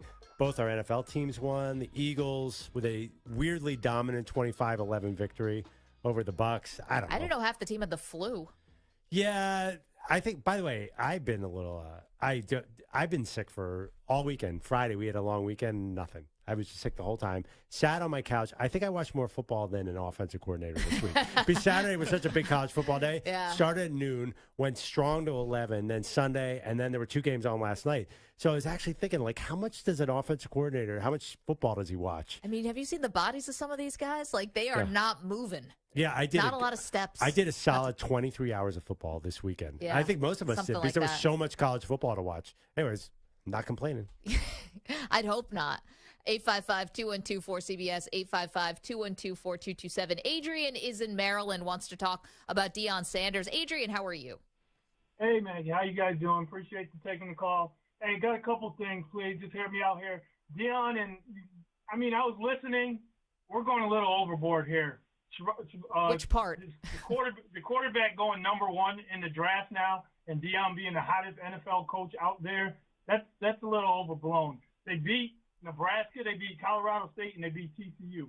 TCU lost 75% of the championship team that they played with. Yeah. Nebraska's in the same kind of turmoil that Colorado was in, and then you win with Colorado State. I think we need to slow the train down here a little bit. And USC is basically going to boat race them because they're better than Oregon. Yeah, but I would have thought TCU was, I know they lost all their players, but I was sure TCU was, they were huge favorites in that game, and it didn't happen at all. So maybe there's another miracle coming. Hey, America, I'll take that back. I gave my friend 20 points against Oregon. I gave him 20 points against USC, and I'm giving him 20 points against Utah. They will not be in any of those games because, for one, they can't protect the quarterback. And then if you can't protect the quarterback, you run the ball. You run the ball because you can't protect the quarterback. You don't drop that back 40, 50 times because you're going to get them killed. Yeah, well, that's what's going on with Shedeur right now. Although, Adrian, and you're making great points here. I totally understand it. I do think Shedeur is going to stay in the Heisman race on the fringes. Now, they can't get boat raced by USC, or else then he's going to fall out because there's just so many good quarterbacks, particularly so many good quarterbacks in the Pac-12. I mean, between Michael Penix, between Cam Rising, between Bo Nix. Well, Cam's out, but Sorry. Who am I forgetting? Cam Ward. Cam Ward. Wrong Cam, yeah. Wrong Cam, sorry. Who am I forgetting? Wait, you said Bo Nix, you said Penix, Cam Ward coming out of nowhere, Caleb Williams. Yeah, look at these guys in his own Michael Penix, conference who are just amazing. DJU looked okay in the Oregon State-Washington State game. Dante Moore, the rookie, the freshman out of UCLA, okay. But regardless, so I still think you can't do a Heisman straw poll. Don't even bother in September. Things change so much by December. And Shedeur, I think we jumped out too early. He could be right back in the mix. We have no idea what's going to happen here. All those quarterbacks could fall off, and a new crop of quarterbacks could come in. Not Sam Hartman, by the way. He kind of blew it on Saturday night. Sam Hartman. I still can't believe that Notre Dame lost that game, Stu. rough one for you for the Notre Dame It's faithful. a rough weekend You for probably- my football teams. Yeah, geez, between that and the Raiders. Notre Dame should have won that game by 10 points. I do not know. If they had just run the ball and run that gigantic kid they have who's awesome, then they would have won that game. But they just seem to try and do too much. Estime? Yeah, Estime is amazing. And it felt like they beat Ohio State on both sides of the line and still lost the game. How about this from Ryan Day after I thought my TV was on the fritz when I heard this. Like, I'd like to know where Lou Holtz is right now. What he said about our team, I cannot believe. This is a tough team right here. We're proud to be from Ohio, and it's always been Ohio against the world, and it'll continue to be Ohio against the world. But I'll tell you what, I love those kids, and we got a tough team.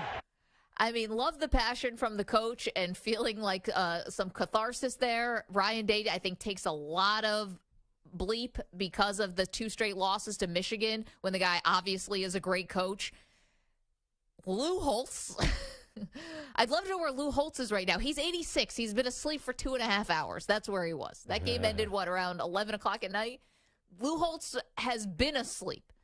Yeah. It's so funny to me to call out Lou Holtz because of something he said on Pat McAfee's show. It's like you realize that's a television show. Like, I'd like to know where Lou Holtz is right now. He's at the old folks' home is where he is, eating soup. Hey. He's 86. He could be president of the United States at that age.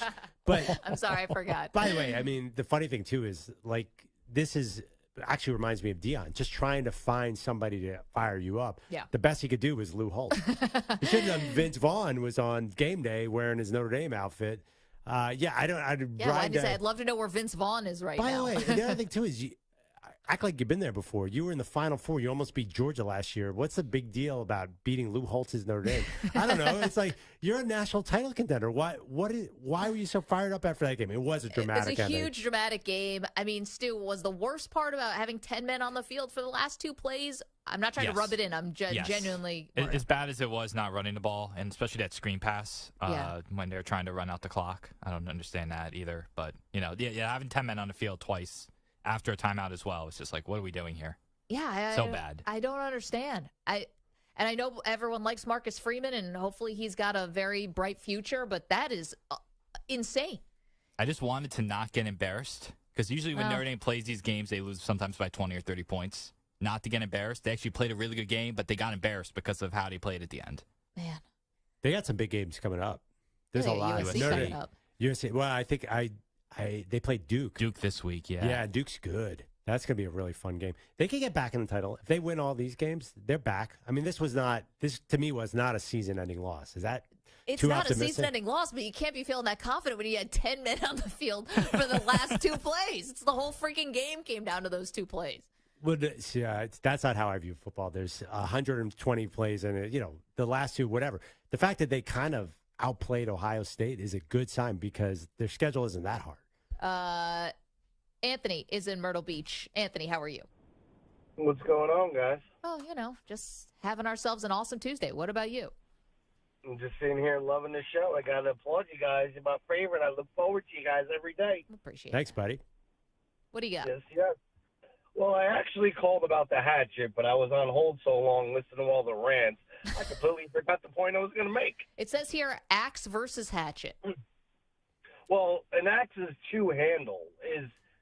a long handle for 2 hands. And a hatchet is 1 hand, but whatever. Don't bring that into the city. Perloff is right. I mean, that's just, no. Thank you. No, Anthony, thank you. No, I'm the one who says bring the axe in as Perloff part of said your just lumberjack put it in a costume. bag, like a gym bag. Don't do that. Just get a little paper towel roll, a little aluminum foil, little arts and crafts. Make one. It's probably the safest for everybody. You know what, Anthony? HR should thank you because you just saved them and us a major headache. Yeah, make a fake hatchet. I don't understand. It's the person wielding the tool, not the tool. I mean, you go to a steak restaurant and you're not afraid for your life because there's knives around. We could bring an axe into the studio. But I don't want to. Nathan is in Los Angeles. Nathan, how are you? It's good to talk to you guys. Thank you for taking my call. Mm-hmm. I am well. What's on your mind? Two quick thoughts on Kelsey and Swift. Okay. I'll try to be brief and let you run with it. First is I have a feeling the Chiefs press credential and PR office is going to get kind of busy in the next several weeks.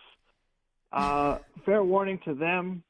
Not only do I live out here in LA, but I worked in the industry for several years. The Hollywood press are not the same breed as sports reporters. They How do are not we different? think well, you're coming out with the same goal, questions, answers, and stories. But I think the Hollywood press pursues it with a somewhat different frame of mind than I would say sports reporters probably do. More of a gotcha attitude, like trying to get something, I don't know. Juicy and buzzword.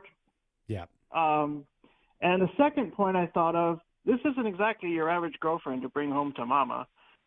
So with that thought in mind, you're both parents. I know your kids probably aren't dating age yet, but what would be the craziest date they could bring home to you that would be rather exciting somewhere down the line? Music star, movie star. Oh, boy. Anything. Go for it. Oh, Nathan, fun. thank you. Well, I have a son. He's 4. So he does have a little friend, Emily. Oh, She's no. very cute. But she she might be a pop star someday. I don't know. What would be the most terrifying person to bring home? Your daughters are actually early dating age. I'm pretty open-minded. I mean, listen, I have a lot. I wouldn't want them to bring home James Harden because I think he hogs the ball too much on offense. But high usage. No one high usage. I actually don't want them to date professional athletes, and I don't think that's going to be an issue because I think I mean, let's be honest. Even if you're Taylor Swift, who's dated all these celebrities, how many women has Travis Kelce been with over the last 10 years of his NFL career? The dude had a dating show. I mean, I would not want to date a pro athlete because I would wonder, I mean, women have probably thrown themselves at this guy his whole life. I think that's the same with musicians, though. I think Yeah. I've I had wouldn't friends date a who have musician either. musicians, and I do not think they've ever had any trouble I trying know. to get ladies. That's why if I don't know what's going on. And the other thing, too, you don't go on a third date or whatever it was, second date, maybe non-date, and meet the mom and sit next to the mom. That part is really putting me off. Can we let's all come to our senses for a moment. Okay. Number one, probably too soon to meet the mom, right? Way too soon. Way too soon. I think it's a little too soon. Call me old-fashioned. Might be a little too soon to meet the mom. That would be my first thing. Then the second thing is, guys, are we sure this is real? It's real, right? Or is this just one big PR stunt? Well, Taylor has an album coming out.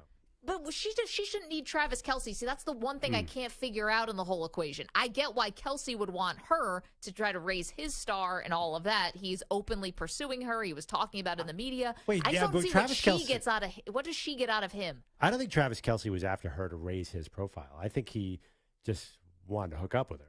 Or that and have her write a song about him. The guy I think just the whole hosts- thing is about No, him no, wanting no. a song written about him. I don't think so at all. He was already famous enough to host Saturday Night Live. I don't think he was worried about fame. I think he just... No, it's fame and profile. Like, it's one thing to just be famous. It's another to have the Taylor Swift, stamp of approval. Or I think I think he wants to hook up with her. I think a lot of people just watch to prove that he can.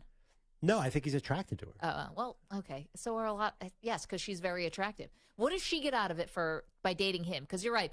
I think Professional athletes he's don't have extremely- great reputations. Well, I assume he's attractive. And he's nice, and his podcast is awesome. I mean, that's some things working. He's got an awesome podcast with his brother. I'm talking about Taylor Swift here. The podcast is awesome. I mean, it's way better than all the British dudes she's been dating. Like, what is it not to like about Travis Kelce? This is what I don't understand. It seems like a lot of the Swifties are like, oh, this is good for her. It's like dating a professional athlete. Well, they're thrilled That's that- good for her. They're That's not good for anybody. Thrilled he's American. I mean, she's gone through basically skinny British guys. Okay, so now but Travis Kelce is like a caricature. There's so many good things about Travis Kelce. He's super tight with his mom.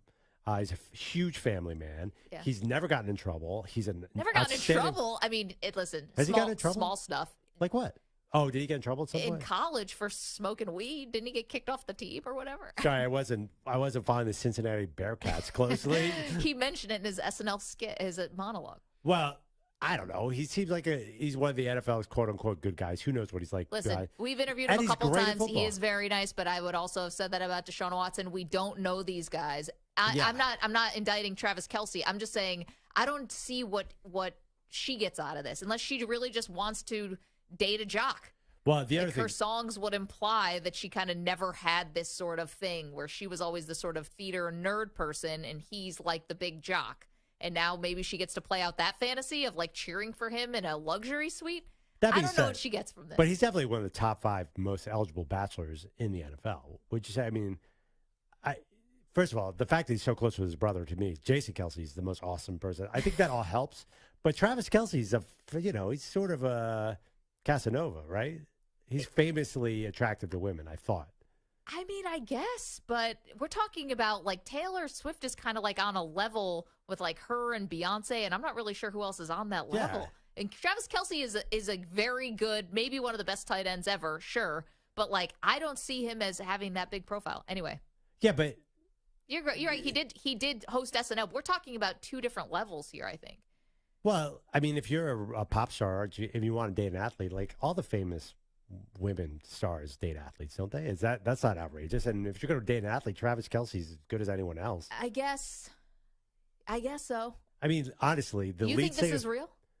Yes, I do. And also because I believe in love, unlike you. Yeah. The other thing, too, is like it's way better than the lead singer of the 1975 or Tom Hiddleston. Yeah, I don't or- know who any of these other guys Yeah, are. Jake Gyllenhaal, I understand. At least he was a big Hollywood star. I mean, she was going Scrub City, USA. I love Tom Hiddleston as an actor, by the way. Wait, can I just tell you an actual real email that I got yesterday? I saw it yesterday evening, and this is odds of what will the Daily Mail dub Swift and Kelsey coupling. This is from That's like the London paper? betonline.ag. Yes.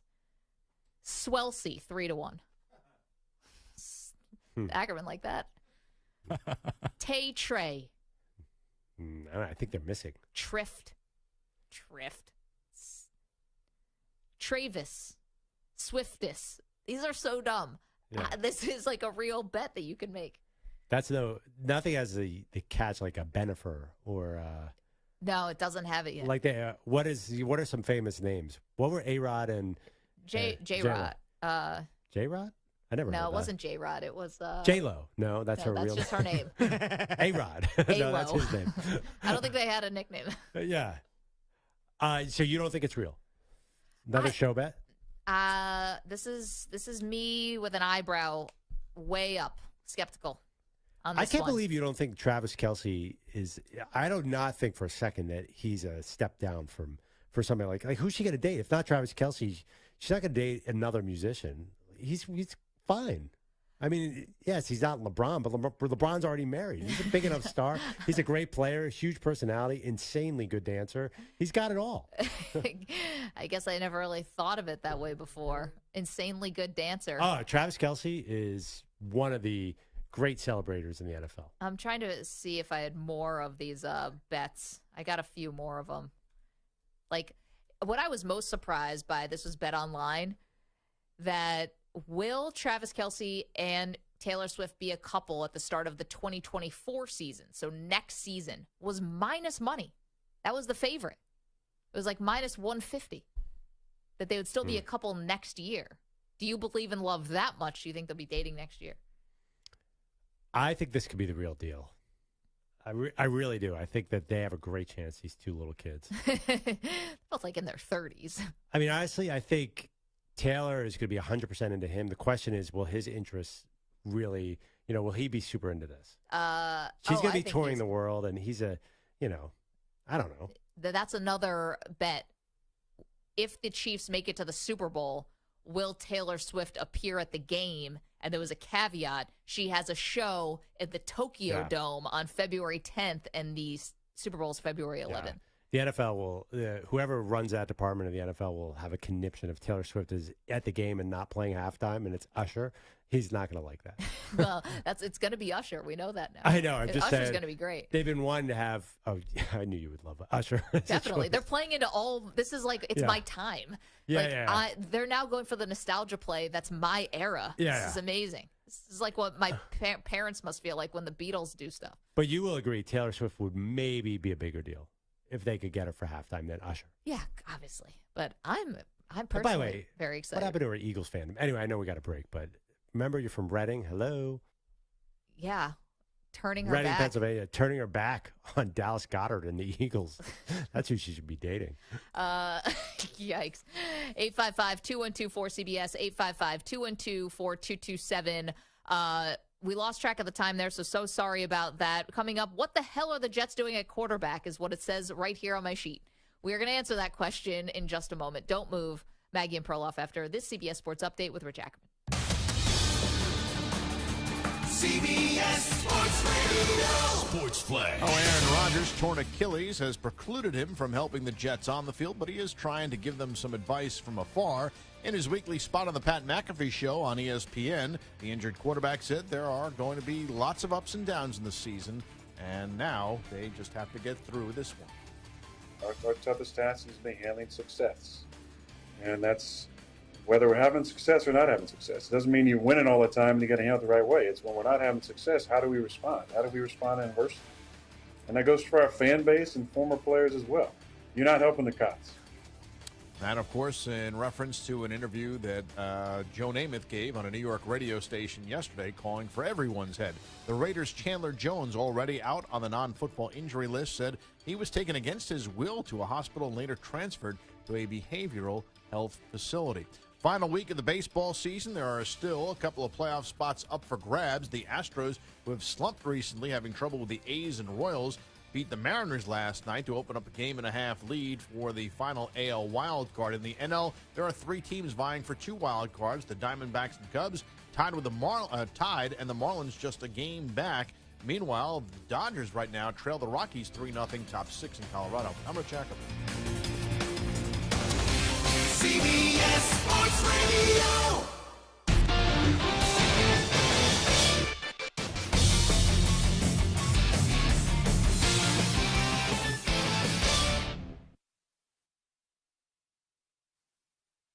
You're in a 5-minute break.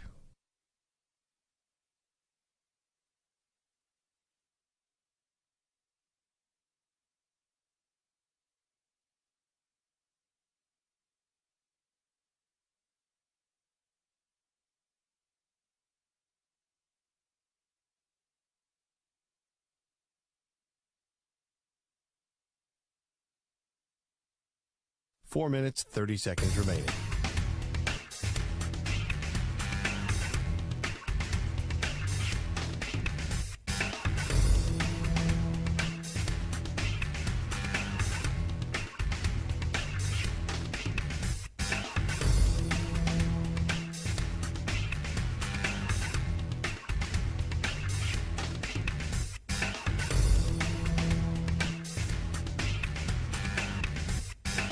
Four minutes remaining.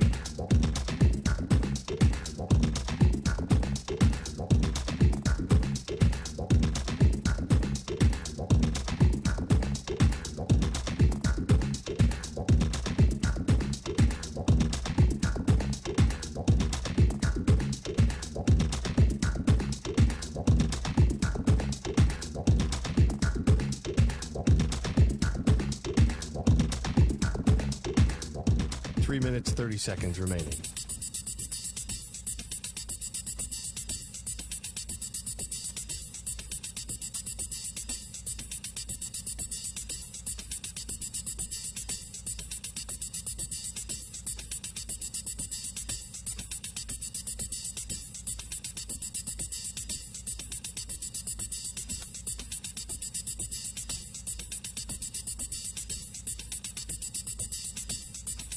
Three minutes remaining.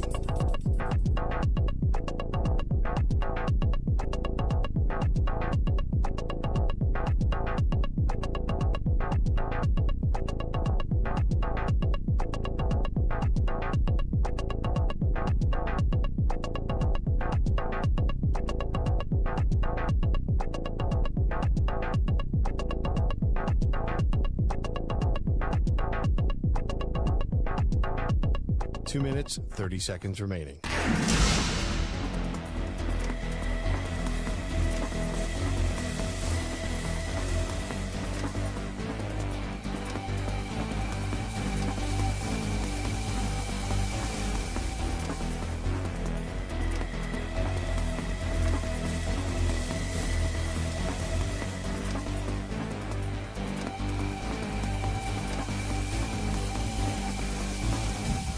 2 minutes remaining.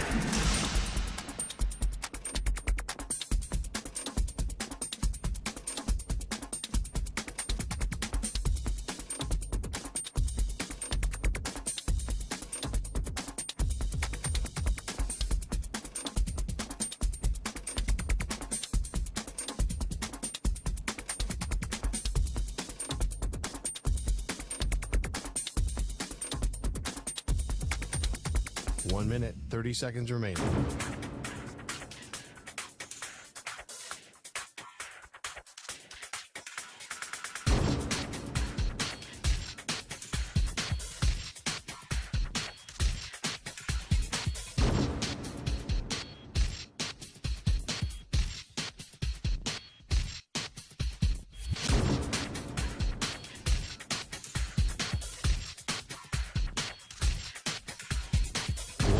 Remaining.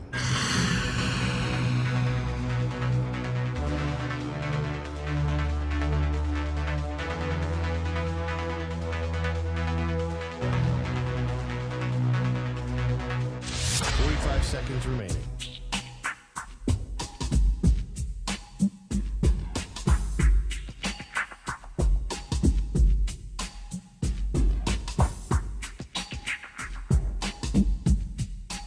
Seconds remaining.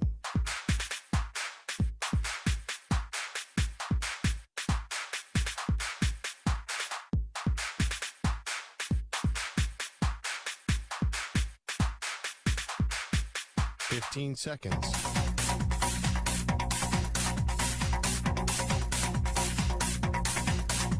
Break ends in 5 seconds.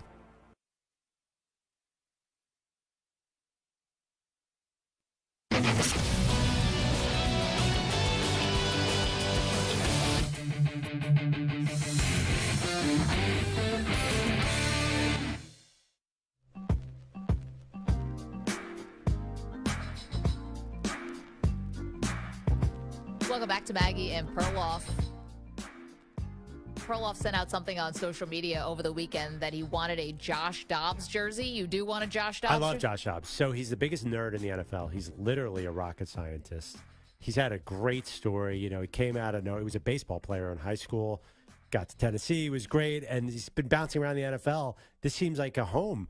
Remember preseason, people were like, why are you letting Josh Dobbs take over instead of Colt McCoy? And everyone thought that was crazy. But he's been incredibly effective. He's been competitive. He's fun to watch. And the Cardinals are much more fun to watch. I'm sorry, Cowboys fans. I know that was not fun for you to watch. But as far as a story, they've been entertaining for all 3 games, even though they've lost 2 and only won 1. But Josh Dobbs had just posted a video to social media that he went to the Cardinals' own team store looking to buy his own jersey, and it's nowhere to be found. Like, you go up to a video screen, you pick out, I want the jersey, I want this size, and then it says choose from roster. And he goes and pushes the button, choose from roster, and his name's not on the roster. Meanwhile, this is a guy who just pulled off an upset over the Dallas Cowboys. So do we all agree now the Cardinals are not tanking? No, they're tanking. I don't think they are. I think they're just you can't beat the Cowboys and be tanking. No, I think the intention is to try to get the best quarterback possible next year. I don't think so. I think the intention is, I think that they're waiting for Kyler Murray to get back, and they might run it back with him. I don't think they're. That'd be a huge mistake. Because well, I mean, they should be 2-1 though. They should be 2-1. You're right, but it'd just be a huge mistake to let this opportunity go by the wayside. It's the opportunity to reset this whole thing. Now, I don't know if anyone can really be super successful in Arizona. I know Kurt Warner had his moment, maybe Carson Palmer, but it's going to be very, very difficult. Well, I just think that to get Caleb Williams, if it's all about Caleb Williams, you really need the number 1 pick. So much has to go right for you to land number 1. Just this one win already puts them in a bad spot. I think they're too good. I think they're going to try to win. The Chicago Bears are really Yeah, and listen, like look at what the Bears are doing. Look at what the Broncos are doing. There's a lot of teams. Look at the Panthers. I mean, there's a lot. Well, actually, but the Panthers don't need a quarterback. They have a quarterback. You're right, and they don't even have their draft pick. No, so, the Bears do. Yeah. By the way, we haven't talked about the fact that the Texans won a game. I know that the Colts beat the Ravens. It's not just the Cardinals. This weekend was bananas. Let's get to our buddy Aaron Rodgers, please. I surprised Stu with that one. Aaron Rodgers will now be making his appearances on Tuesdays on McAfee. What the is Aaron Rodgers up to today? Well, he's trying. He's trying to send out a message that's really just not going to work. But here's what Rodgers had to say. The Jets just need to relax. You know, there's been, I think, too many little side conversations, and we just need to grow up a little bit on offense and lock in and do our jobs, everybody, and not point fingers at each other, and that's everybody. You know, we don't point fingers at the coaching staff, don't point fingers at each other. Just get back to work and get the job done. He's right. I mean, I understand where the frustration is from the Jets, for sure. There was some chirping on the sideline, or at least it looked like it, between Garrett Wilson and Zach Wilson, and the offense just sort of kind of frustrated after they let a game slip away that they could have and probably should have won. I'm thinking you're home, you're playing the Patriots, close game, your defense is playing well, and then you just couldn't seal the deal. Seal the deal. They should have. The Patriots had no excuse not to win that by 3 touchdowns. That they had. The Jets were in it. Their defense they keeps came them back in these at the games. Yeah, but you expect Zach Wilson to drive 80 yards for a touchdown at the end? That's not Absolutely in it. not. That's not in it. The Jets, by the way, let's move this drama forward. Talk about tanking. They're going to play the Chiefs this weekend. Yeah. And then That's they a have the win. Broncos. If they go to Denver, if they lose that game to Denver, then I think the tank is fully on. And, well, regardless of whether they want it or not, I think they're going to have to – what if they end up with the number 1 pick? And then the Aaron Rodgers project falls apart. I mean, if you have the number 1 pick, you've got to go quarterback. That's no-brainer. And then the Vikings need a quarterback because Kirk Cousins is in last year's contract. So then Aaron Rodgers goes to Minnesota and follows the full Brett Favre trajectory. You have really thought this Yeah, is yeah. always going to happen But when somehow Rodgers ends I do think that it's interesting. Like right now, Aaron Rodgers is talking like he's part of the Jets team, but they're in a weird spot where what if they're really bad? They could be really bad. They could get the number 1 pick. They would pick a quarterback, and Rodgers would still play the season. And I think that person, whoever, Caleb Williams, whatever, would sit behind him. I think that would work.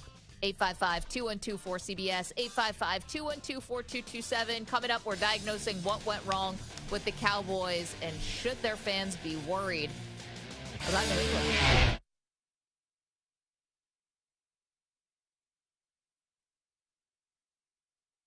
You're in a 5-minute break.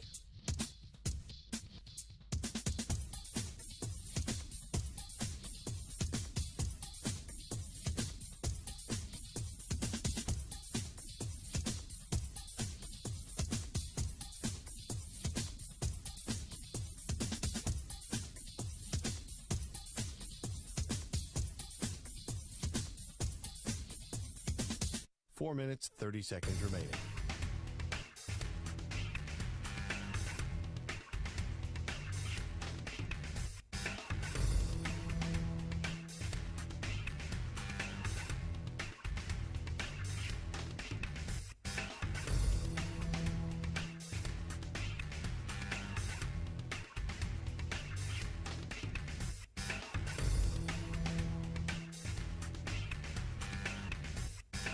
Four minutes remaining.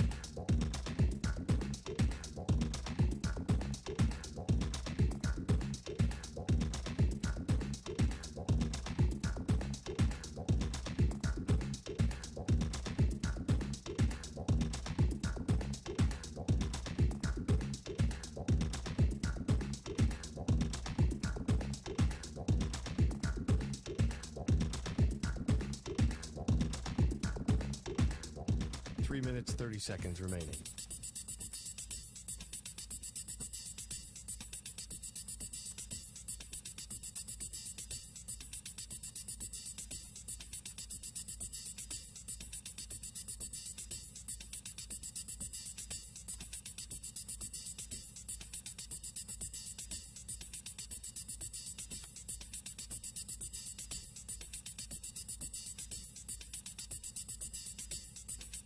Three minutes remaining.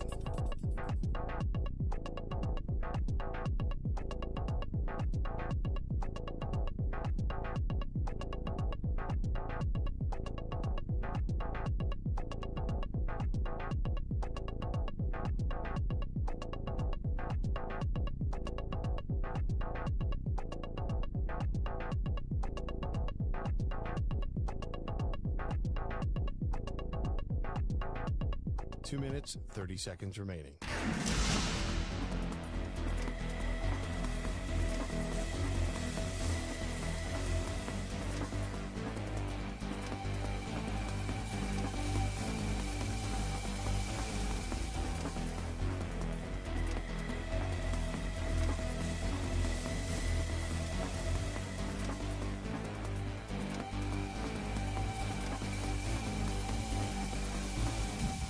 Two minutes remaining.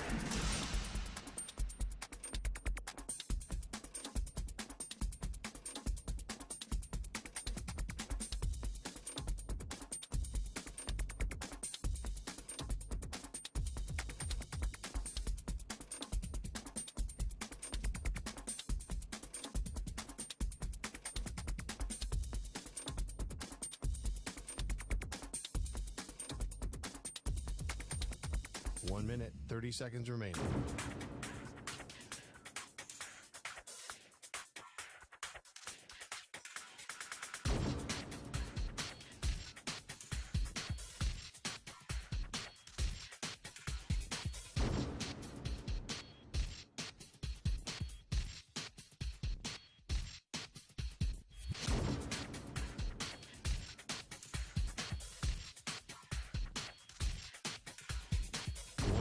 Remaining.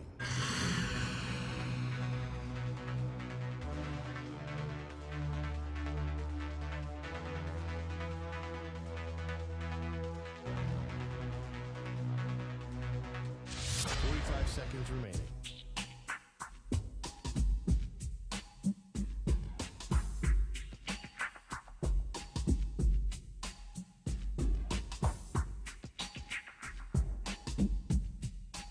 Seconds remaining.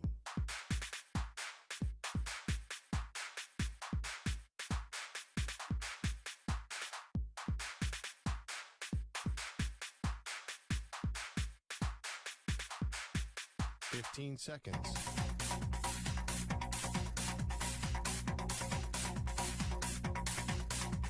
Break ends in 5 seconds.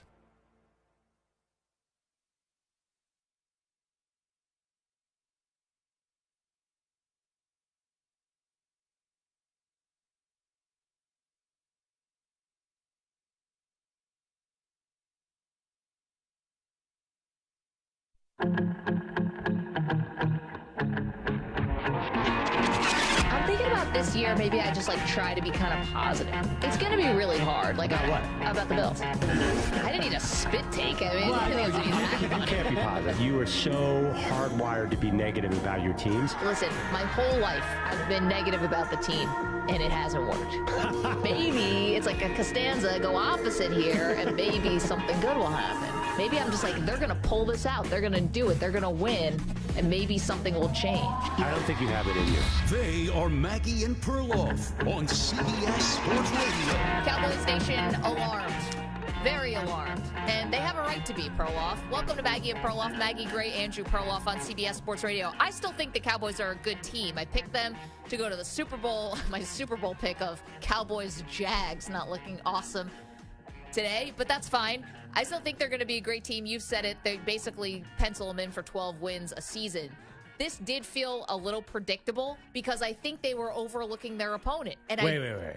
Nobody in this country predicted that. No, I think there was from Cowboys fans, the moment that it looked like, oh boy, Arizona's not just going to roll over here, right? This is going to be a little bit tougher of a day. Is are they even ready for this? And it felt like they weren't. And I think that goes to not just Dak Prescott, who didn't play well, but also to Mike McCarthy. Everyone's got to be ready to play, and they didn't seem like they were ready for a dogfight, which is what Arizona did.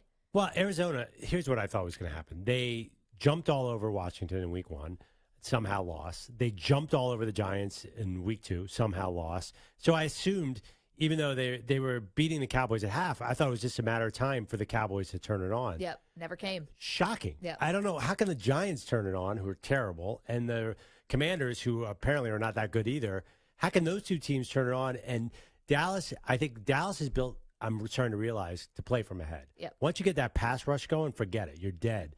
But when it's the run game, when they play tougher teams like the Eagles and the Niners, who have great run games, I'm not sure that formula is going to work. So I'm really curious. Forget this game. How is this formula going to match up against the elite run teams in the NFC? Or just really good coaches like Bill Belichick next week. You well, know, no, that's. I mean, the Patriots Good offense coach. is really, really bad. Are we in a time machine to 2008? What are you talking about? Come on, 855-2124-CBS. Here is Dak Prescott talking about the loss to the Cardinals. Y'all put us on top of the world. We know who we are, and in that same sense, I'm sure the media got what they wanted. For us, it hadn't been but one undefeated team in this league, ever. So, it sucks. It's humbling, but to say it's a wake-up call, we knew we had a lot of adversity, and we just didn't get it done. Yeah, I mean, a couple things there. I don't think the media, I don't think this is the time to really blame the media. You know, were people blowing smoke because the defense looked great? Yes, that's what comes along with winning anytime you on any team. Look what we're doing now with the Miami Dolphins. I'm going to say, I'll speak for myself. Look what I'm doing with the Dolphins. They're hanging 70. I'm like, are they peaking too soon? Like, Maggie, come on, they're playing the Denver Broncos. But still, it's like, you know, you can't help but see what's in front of you. And after they beat the Giants and beat the Jets and the defense looked as good as it looked, people, of course, were jumping on the Cowboys because they're a good team. I don't think that this loss is indicative of that, but it did feel like, oh, here we go again with the Cowboys not meeting the moment. Yeah, it's interesting that one thing he said was this has been a tough week, the Trayvon Diggs injury. So I think that you could argue their pass rush is so ferocious that you can make up for it on the back end. I don't think we maybe took into account emotionally what that did because he's very outspoken, seems like a team leader. Maybe that took the wind out of their sails a little bit, just emotionally. I know that's not a good excuse, but I think maybe that's a little bit of what happened here. I don't know, because I watched the Jets lose Aaron Rodgers 4 plays into a game and go out and still win a game. Oh, come on. That was a fluke game. I'm just saying. I've seen other teams gather themselves together after a big injury. It reminded me of, how about last year with the Bills when DeMar Hamlin had his unfortunate incident? That team was off the rails for the rest of the season. Yeah, I mean, because the guy almost died on the field. I mean, I feel bad for Trayvon Diggs, but he's going to come back from ACL surgery. Yeah, but I do think an injury like that can definitely deflate the team. They were obviously looking past the Arizona Cardinals. I don't know. I don't think they're going to be really. It honestly helps them against the Patriots. There's no way. How are the Patriots going to score enough points to beat the Cowboys? No, I think they don't have a running quarterback. They have an okay running game, but I don't see any opportunity here. We'll see. 855-212-4CBS. You want to watch the show, youtube.com/CBS Sports Radio. Pete Tollner is in the chat, says, nothing thrills Perloff like an Eagles win and the hated Cowboys losing. You should see my text threads. It's like a double victory. Halfway through the game, it's like, man, DeAndre Swift looks awesome. And, man, was that a sweet win by Arizona yesterday. Jeez. Wait, what makes you happier, Eagles winning or Cowboys losing? Oh, definitely. I actually like Dak Prescott, both personally and as a player. So I kind of root for that. Yeah, I know. I root for that part of Dallas. Well, that's the one part that's been pretty iffy. It's definitely the Eagles win. I've actually rooted for the Cowboys at certain times. I've known people who were there. So I don't hate Andy Dalton was there. I don't hate the Cowboys like I used to. As a kid, oh, did I hate them. But, honestly, the Eagles have won a Super Bowl recently, and they were in the Super Bowl last year. So are the Cowboys really competition for them? Oh, boy. Look at that. I mean, the Chiefs, yes. Cowboys, I don't know. I haven't seen it yet. And how about your girl Taylor Swift from Pennsylvania? Yeah. Now, all of a sudden, diehard Chiefs fan cheering in the booth. Meanwhile, she's freaking out. They're up by 40. She's freaking out like she's never seen anyone score a touchdown before. Meanwhile, Donna Kelsey, who's, watched both of her kids win Super Bowls, but Donna Kelsey, golf clap. So not impressed that Travis caught a touchdown in a blowout game, and Taylor was treating it like it was, inside 2 minutes left in the Super Bowl. I think Donna was secretly judging Taylor. Honestly, have you ever been in a crowd where someone's over applauding and it makes you want to applaud less? I think Donna was not feeling Taylor last night. That's a theory I have. I like that theory. Also, nothing cringier than we were kind of witnessing the first date of the mom and the girlfriend. Yeah. Oh my gosh. And I don't care how. Don't you remember the first time you met your significant other's parents or your girlfriend or boyfriend's parents? A lot of nervous energy. So much. You're overclapping, a lot of laughing, a lot of, yeah. You got to be on your best behavior times 10. Can I ask for advice? This would actually go to the advice duck, but I'm just going to ask you here. Advice duck's tomorrow. So my kids are 11 and 13. Yeah. Both girls. How do I effectively intimidate potential boyfriends? It'd be tough for you. You don't cut as an intimidating figure. Okay. So, well, how do I discourage them? Like, do I just act really weird? I don't know. What can I do? What do you mean weird? Like come in wearing like, you got that, you're going to have that Buffalo costume now. Maybe just wear that after you lost the bet to me. And to Nick, really. Nick in Texas. You know, the other thing, too, is I instilled this rule, and I thought my girls were like, I'm like, you really shouldn't start dating until you're 15 or 16. 15, and they're 13. Because I thought that they wouldn't, like me, would not have any opportunity. No, until they they're were 15. beautiful. They're going to have tons it's of a totally different ballgame. I wish I had had that rule because I couldn't get a date. But now it's a self-imposed. There's boys sniffing around on Snapchat, and I can't even tell you what's going on here. Oh, boy. It's not good. Maybe I need to bring that axe that we were talking about. Just carry that around in New York City. That might not work. How do you get intimidating? Well, do they follow you on social media?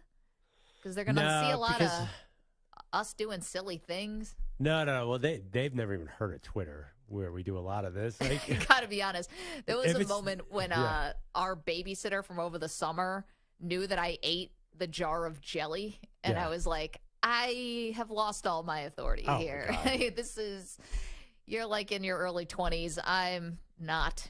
And the fact that you know that I ate this whole jar of jelly, I'm now somewhat embarrassed. Well, I actually made my daughter upset.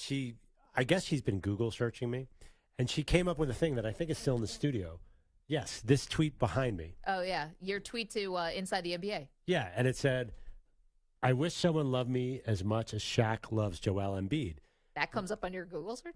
Yeah, Lucy came down and found it, and she said, what is this, Dad? My wife was there. She took it as offense, saying that my wife does not love me as much as Shaquille O'Neal loves Joel Embiid. And my wife had to talk her down. She's like, Dad, how could you possibly say that? So you want someone to love you more like Shaq? I'm like, you don't understand. Shaq and Joel Embiid is a different thing than the way I love your mom. And I'm like, well, it goes back to, Embiid's a center and Shaq's a center. She's like, what are you talking about? Well, mom loves you. I'm like, I know she loves me, but not like Shaq loves Joel Embiid. Because if you ever watch Inside the NBA, it's a love fest. I think your wife likes you. I think Shaq loves Joel Embiid. No, I mean, the reality is I do wish I had a wife who loved me as much as Shaq loved Joel Embiid. Actually, my daughter was right. Meanwhile, the New York Jets decided to make a move today. Good transition there. They decided to make a move today.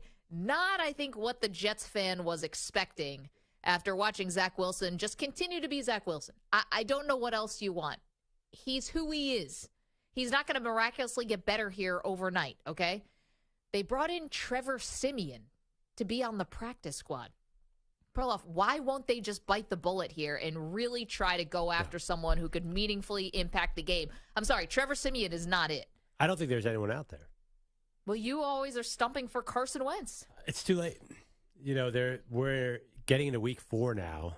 I don't know when they're going to get Wentz up to speed. Trevor Siemian, I read one thing about him. He's very adaptable to new offenses. He learns offenses quickly. He's probably played on like 15 teams. And he played for the Jets before, by the way, and got hurt like Aaron Rodgers style just a few plays into I think it was a Monday night game, Samter. You're not a Jets fan anymore. Anyway, he got hurt, and like Luke Falk had to come in. It was a disaster. I'm just curious, big picture, is part of this they're protecting the whole thing so Aaron Rodgers can come back next year? Protecting what? I don't know. Like, why else would they, that they don't want to bring in someone who's too good? His feelings? This is just they don't want to bring in Kirk Cousins and then have the pressure to re-sign Kirk Cousins again to some messy quarterback situation. Because Aaron Rodgers coming off an Achilles tear is not exactly the prize object to be a quarterback next year. That's a complicated issue, too. I get it, but can we talk about Kirk Cousins? Yeah, baller. Yeah, the numbers are always there with Cousins. Yeah. That's never a problem. I've never seen this before, or maybe you guys have, where you are in the waning seconds of a game that you can come from behind and win, and you should have won. Against the LA Chargers, the Chargers were so ready to charger that game. It was right there for the taking. And instead, the quarterback in his own building can't hear the offensive play coming in because the crowd is too loud. Like, I remember when Kirk Cousins played a playoff game in New Orleans. Do you remember that game? Playoff game in New Orleans. It was his only win. Yeah. And he was holding his helmet the whole time because the crowd was just so loud. And at one point, I don't know how they mitigated it. I don't know why they couldn't have foreseen that the crowd noise was really going to impact what was going on there. And also just spike the ball. Instead, they run this play that I guess that they were going to run anyway, and he ends up throwing an interception. Yeah, it was a mess. I mean, it was all the close wins last year. It's the exact opposite this year. The offense is still good. I mean, first of all, the Chargers move the ball at will on that defense. I'm not worried about Kirk Cousins. The other thing, too, I don't totally 100% count them out of the NFC North. Because I think they can beat the Packers and they can beat the Lions. Neither of those teams have blown me away either. So Nice come from behind win, though, for the Packers. Yeah, but really? I mean, is the Packers, like, really wowing you? No, they're not. But, I mean, I think New Orleans' defense is legit. Yeah, no. So that was – and to come back like that in the fourth quarter. They beat Jameis Winston 18-17. I don't know. I just think that the Vikings, it was a bad loss. They should have won it at home. The officials were trying to help them all they could. There's a bunch of weird calls. But I still think that they're an okay team. I just think sometimes like there's a variance of luck. And last year they got all the good luck. This year they're getting all the bad luck. I don't know. I don't think you should go to the Jets, but might as well ride this out. I think the Vikings, they'll make a late season run. At some point we'll be talking about the Vikings in the playoff race. Does that sound crazy? Sounds a little crazy, but it doesn't sound crazier than what the Jets are doing, which is essentially throwing away the season if you don't try to do something. Yeah, unless they can get into the draft. I mean, I was just talking with Mike about it. I'm not sure. Mike's no longer a Jets fan. There might be one game that they're favorites in the rest of the season. They'll be underdogs pretty much every week. They could easily get in this draft position. Might as well. Come on, Maggie. Let's do that. Let's switch the narrative. Draft a quarterback. If you are a general manager, how do you survive 2 intentional tanks? I mean, that's something. This isn't the Philadelphia 76ers situation. This is Sam Hinkie has, by the way, never gotten another job in the NBA. He's never won one. I'm sure he's been offered. But this guy drafted, Joe Douglas did draft Sauce Gardner and Garrett Wilson. Yeah, and he also drafted Zach Wilson. Yeah, so he screwed up on Zach Wilson. It was the COVID year. Everybody screwed up on quarterbacks. That whole quarterback draft was messed up. And presided over the tank for Trevor. And now he could preside over a second tank? This guy, that's a lot of leeway. Was the tank? He was there for the tank for Trevor? Yes. But he didn't he hadn't done anything for the team. It was his first year there. He came in like July. Yes. So it's not the general manager's fault that they accidentally won 2 games. I like Joe Douglas. I think that they should rebuild. I like this idea now. I'm all in. Have the number 4 pick in the draft. Take a quarterback. Have him sit behind Aaron Rodgers next year. Let's go. YouTube.com/CBS Sports Radio, where Aram said you're talking about what could you do to intimidate would-be boyfriends of your daughter once she starts dating. He said he had a dad on a first date when he walked into his home, had every gun he owned on the table in front of them, cleaning them. He said, "Nice to meet you." I said, he said, "You'll have her home by 10:30, right?" Is that real? People really do that? It sounds like a sitcom thing. Yeah, that does sound. I don't have any guns, so I can't really do that. I've never seen something like that before. Does that happen in real life? I guess. I don't know. I'm thinking of I'm friends. Not friendly. We know some professional athletes. Yeah. Maybe I could have one of them stand behind me and look intimidating. There you go. What do you got, like Reggie Miller or something? Yeah, no, not Reggie Miller. I think I might have asked Barkley once to come to my house and intimidate him, and he was just so into it. He's like, "Oh yeah, Andrew, I got you." He's like, "I will stand behind you." Barkley now is like the most unassuming guy. It was only back in the day that he was super intimidating. No, Barkley's. No, he's still intimidating, but it wasn't back in the day when he was throwing guys through plate glass windows and stuff. No, he's not doing that Barkley's stuff. made it clear, though. I don't know if he has a daughter, but he said, "Oh, man." He does. She just got married. Yeah, he said, "Oh, I was full on, like, trying to intimidate opposing boyfriends." Yeah, what can we do so that Perloff can look more intimidating? You want to grow a mustache or something? No, I think I'm going to have to intellectually intimidate them. Oh, great. And do a Rubik's Cube in front of them or something? Way to go. Hi, nice to meet you, Mr. Perloff. Oh, yeah, what's the Pythagorean theorem? Yeah, great. What are the 2 countries that border the Tigris River? I mean, this is not going to work. I don't even know the answer to that. I think it's actually in Iran. I'm not really sure. 855-212-4CBS, 855-212-4227. Deion Sanders, the Daily Dion. It comes your way next. What do you have to say about the humbling loss against Oregon? We have all that for you in just moments. But the show is sponsored in part by BetterHelp. Do you ever find that just as you're trying to fall asleep, your brain suddenly won't stop talking? Do your thoughts start racing right before bed or at other inopportune moments? Well, it turns out one great way to make those racing thoughts go away is to talk them through. Therapy gives you a place to do that so you can get out of your negative thought cycles and find some mental and emotional peace. You know, we've all been through some unpredictable times over the past few years, and it's not a sign of weakness to ask for help. If you're thinking of starting therapy, give BetterHelp a try. It's entirely online, designed to be convenient, flexible, and suited to your schedule. Just fill out a brief questionnaire to get matched with a licensed therapist and switch therapists anytime for no additional charge. Get a break from your thoughts with BetterHelp. Visit BetterHelp.com/MNP today to get 10% off your first month. That's BetterHelp, HELP.com/MNP.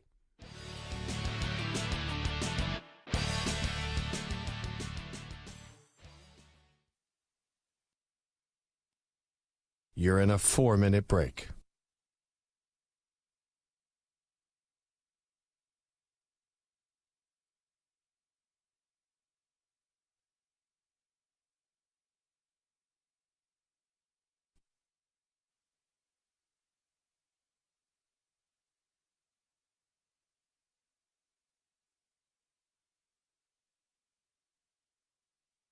Three minutes, 30 seconds remaining.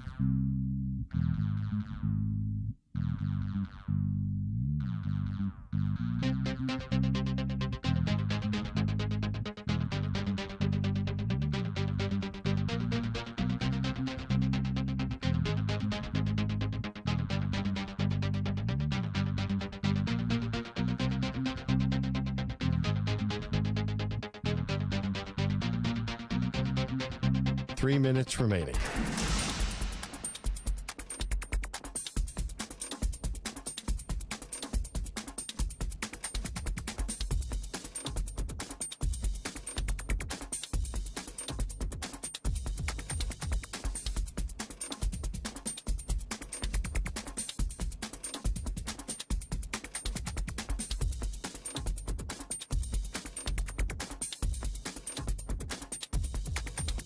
Two minutes, 30 seconds remaining.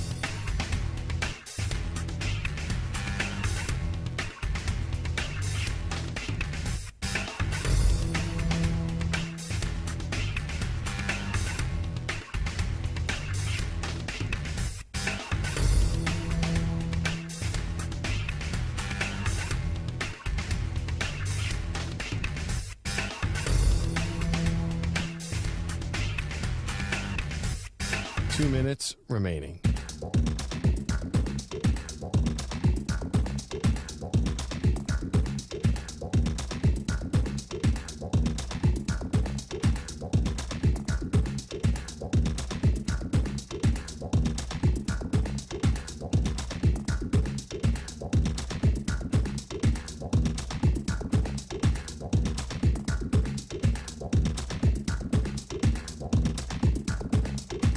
One minute, 30 seconds remaining.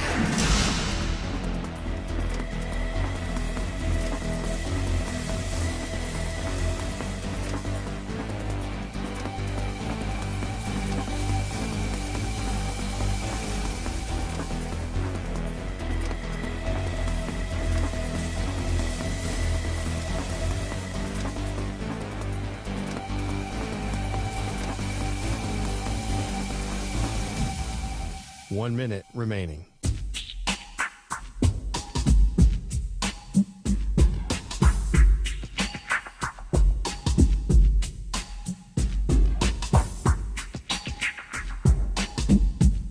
Forty-five seconds remaining.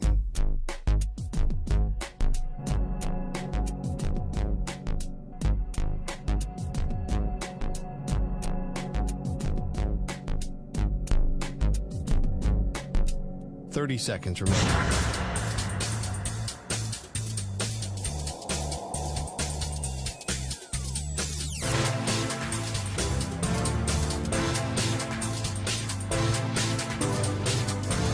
Fifteen seconds.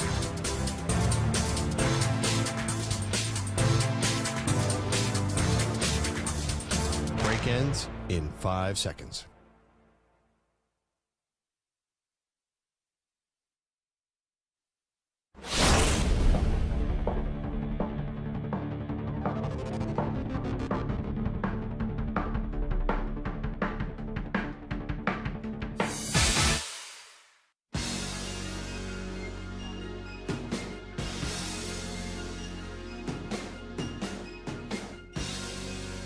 Welcome back to the Maggie and Perloff Show. Need advice. Got my daughters 11 and 13. It's going to happen sooner rather than later. There's going to be boys showing up at my apartment door wanting to date my daughters. And I'm not cool with it, Maggie. I don't care. You know, if I'm Donna Kelsey, I am hating on Taylor Swift. I don't care. Nobody's good enough for my kids. More importantly, I know men. I was one of them at one point in my life. Yes, once upon a time. Yeah, Not anymore. Teenage boys have nothing good to offer. This is it's a bad situation. 855-212-4CBS. Grant is in Alaska. Maybe has some advice for Perloff. Hey, Grant, how are you?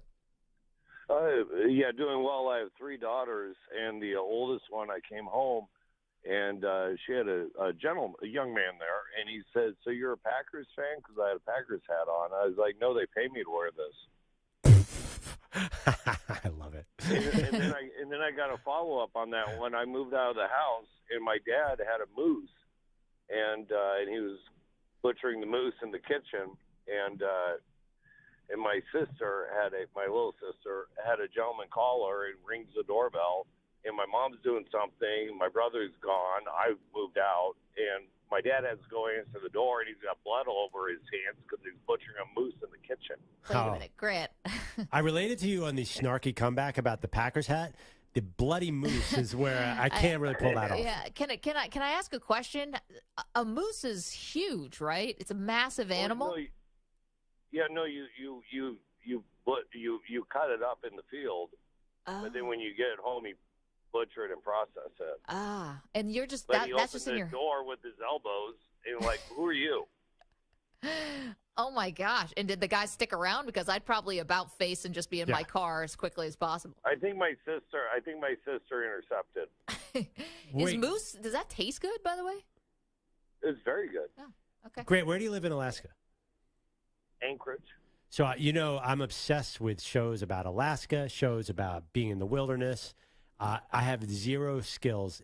Does everybody in Alaska know the basics of hunting and sort of, basic survival skills? No, not everyone. But I feel like you do. I get the sense. Yeah. So how long do you think I could spend in the Alaskan outback? How long would I last? I got no skills whatsoever. I don't know you personally. No, we all know the answer, Grant. You're just being kind. 5 minutes. Grant, thank you so much for the phone call. Appreciate that. 5 seconds. 2.5 hours. I think you're underestimating my ability to entertain myself for 2.5 hours. You get over 90 minutes. I would consider that a huge victory. Okay, you're talking tough, but you're from upstate New York. You're from the country. Yeah, I am. And you have no country skills whatsoever. What am I going to do? I was the outlier. I'm sorry. I don't have it in me. Have you ever killed an animal and dressed it in the field? Have you? No. That's why you're never going to survive the Alaskan outback. Eric is in Portland. Eric, how are you? Oh, I'm great. Yeah, I was at that Duck Buffalo beatdown, and I just wanted to say I take issue with your guys' Peking duck bet, and I think that it's cannibalism since Maggie is such a huge duck fan. I know. That was part of it. Yeah. And I think you should instead eat bison burgers. Oh, there we go. Maybe that would have been smarter, yeah. Should have done bison burgers. I mean, either way, Eric, what was the vibe like? What was the scene at Autzen? Well, us Ducks, we like to do it up. I mean, they knew that all eyeballs were on that game, and they did it so good. They had Navy parachuters delivering the game ball. They had the Oregon Duck beating up and destroying a primetime big clock. And that got the whole crowd into it. And before you knew it, I mean, you saw the game. It was a massacre, and all of us in that crowd loved it. Eric, thank you so much. Yes, I saw this. I thought it was pretty brilliant. But this is one thing you don't see every day. So the Oregon Duck comes out. He's got the glasses and the hat on, kind of like doing a Dion impersonation. They bring out this huge thing that is a clock, clearly, a picture of a clock. And it just says prime on the side, right? Like prime time. Understood. Yeah. And then the duck takes a huge sledgehammer and breaks the cardboard clock. And he does this so big that the head flies off of the mascot helmet. Oh, no. And then he just had to scurry away up the tunnel while someone else grabbed the head and ran after him. That's not good. Like at Disney, the worst thing that could happen is somebody's head comes off and the kids see that it's not really goofy. Yeah. Well, this happened with like whoever is the duck, some young dude. Oh, man. He got too into it. I went down a Bo Nix wormhole because he looks so good. Definitely in the Heisman race now. Definitely. Looked perfect. Do you know that he played against Justin Herbert when he was at Auburn and Herbert was at Oregon? Isn't that amazing? These guys are in college for just too That's long. amazing. Herbert's in his 4th year in the pros. That was a viral thing this weekend that Herbert and Nix went head-to-head. So I don't know what that means for anything, but this is a great time for Oregon. I'm telling you, though, the Pac-12 every week is going to be some crazy top 10 game. It's going to be amazing. And I'm sorry, Maggie, Colorado will not be in all of those games. Well, let's get to our daily Dion. Daily. Do you believe that? You believe that? Dion talking about the blowout loss to Oregon. Here you go. Oh, sorry, Stu. I keep doing this to you today. One thing that I could say honestly and candidly, you better get me right now. This is the worst we're going to be. You better get me right now. God bless him, though, man. He's a great coach. He did a great job. God bless him. He can take their shots. They won. I don't shoot. I don't do that. They won. That was Dion after taking the medicine. Absolute throttling. It turns out that I believe Shedeur Sanders had to be hospitalized after the game. Yeah, Dion's son, Shedeur, Shiloh, not Shedeur. Shiloh, pardon me, who plays on defense, the linebacker, had to be hospitalized because he was urinating blood after the game. A little internal bleeding? Ooh. Yeah, happens sometimes when kidneys and stuff. So I think he's fine. Everything's going to be okay. But, when Dion says, better get us now, I think a lot of people are like, oh, more trash talk from Dion. I think he's kind of proven that once he already has proven he can recruit. Once he recruits some bigger players on the offensive, specifically the offensive line and the defensive line, I think he's going to be right there. I don't understand why he wouldn't be able to get another big-time quarterback, even if Shedeur does go to the NFL. Well, I don't think it's trash talk to say better get us now. I mean, there's a certain amount of humility in that, saying, oh, listen, I realize this is not a full team yet. This is not – I think I almost – like that's the opposite of what Dion usually says. Like, I mean, I'm actually looking at their schedule. So USC's this week. They're heavy underdogs. But then they have a bunch of winnable games. So they have Arizona State, who's a complete triage unit. Everyone's injured. Stanford's awful this year. So they could get a couple wins. If they win 6 games this year, you better get us now. I think that's a huge accomplishment. And I do think, though, we're kind of moving the goalposts on him when he went 3-0. I was like all of a sudden thinking 8-2. But wouldn't a 6 or 7 win season be a huge achievement and like a building block? Absolutely. But I don't know if he takes it like that. I'm not sure how he would approach that. Well, I think that Deion Sanders probably does expect to win every game that he's a part of. I think that's how people like him are wired. And I think that's a lot of coaches, right? You believe in your game plan, believe in your guys, and you're hoping for for them to play their absolute best and for your opponent to play their absolute worst, and maybe they would have had a shot there. But Oregon was just outclassed him in every way. The other thing, though, you said he can get another quarterback. You could get a 5-star quarterback. You just do not necessarily know until that person steps on the field exactly what they're going to be. And he's got so much confidence with his son. They have a lot of experience together. I think that part is going to be. I think he'll go back though. Deion said in an interview today he's already making millions this year. I saw him on Sunday. I'm watching a Kentucky Fried Chicken commercial, and there's Shedeur. So if he gets $10 million, I think he could make him more. He'll go back. Why not? Well, you just mentioned about Bo Nix played, what was it, a college game against Justin Herbert. He was at Auburn, and Herbert was at Oregon. Okay. How much is Justin Herbert making right now? Yeah, $250, but exactly. I kind of want to start the clock on that. If I really think I'm going to be good in the NFL level, and if I think that I'm going to, be one of the top quarterbacks, I kind of want to get started and maybe start the clock on when my $200 million contract is coming. Yeah, but I mean, listen, though, there is value. This thing he's building with his dad seems pretty special. Like, he'll make more at Colorado than he will as a rookie. I mean, he'll make that big bonus, but only make about $6 million.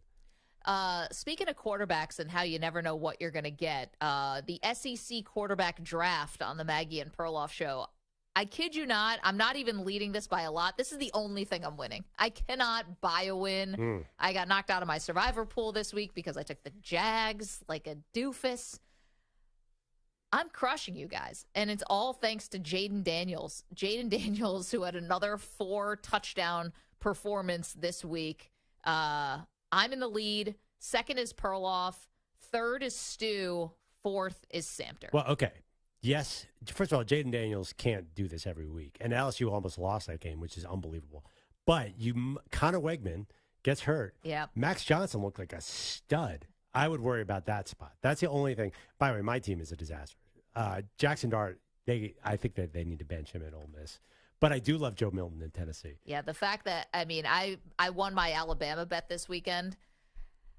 Ole Miss. What a wasted opportunity. They had him in the first quarter. Yep. And their offense with Lane Kiffin, the mastermind, just nothing. I wonder, I'm curious, Jalen Milroe didn't do that much, but was that a building block win for Alabama? Like, is Alabama again? I'm not so sure. I thought that was a confidence-inspiring win. It's not like, one of these big, gaudy scores or whatever. This wasn't 42 points or what have you, but, Well, it was at home against Ole Miss. That's not Alabama's problem. It's winning on the road. They did blow this game against Texas, but Alabama has a lot of tough SEC games left. And Jalen Milroe was good.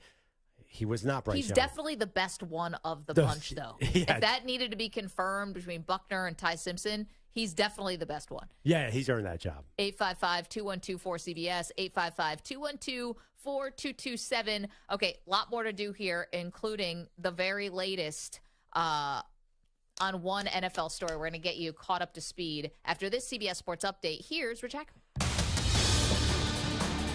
CBS Sports Radio.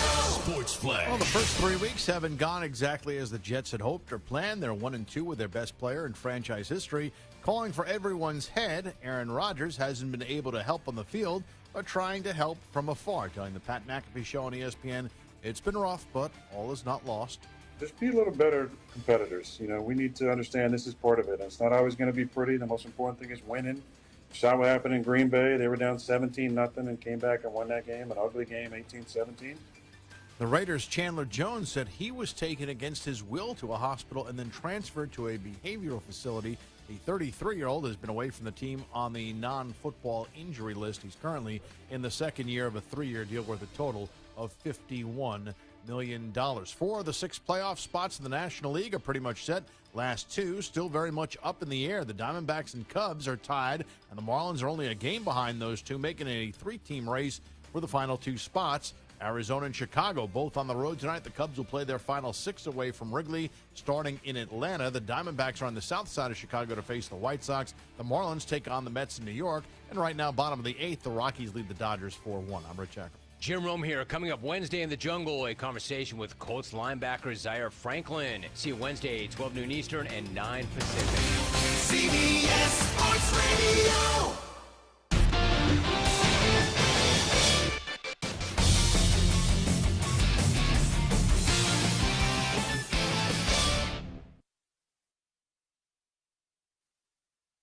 You're in a 5-minute break.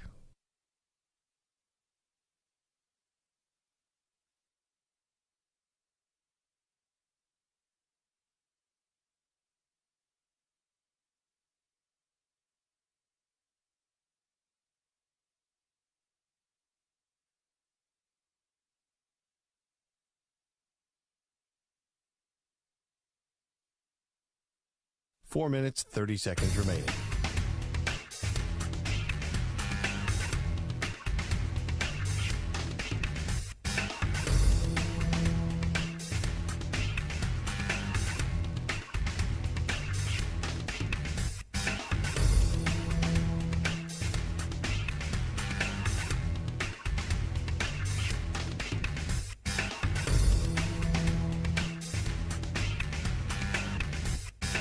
Four minutes remaining.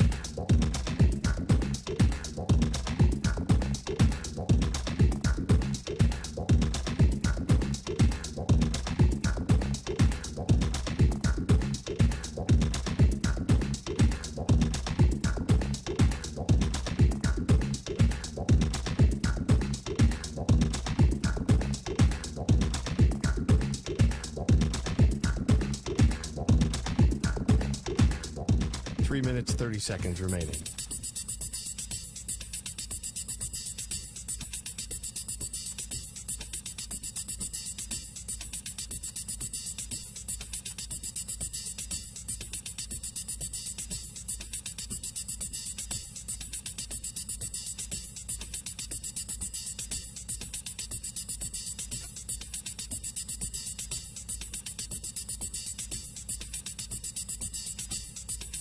3 minutes remaining.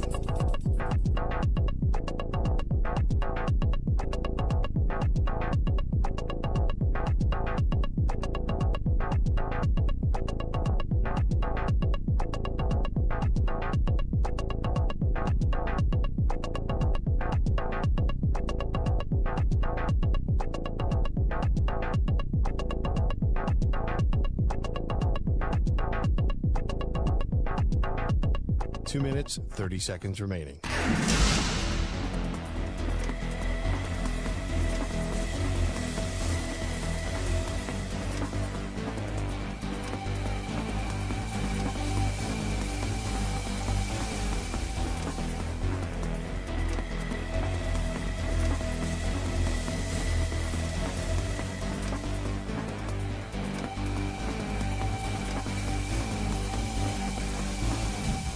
Two minutes remaining.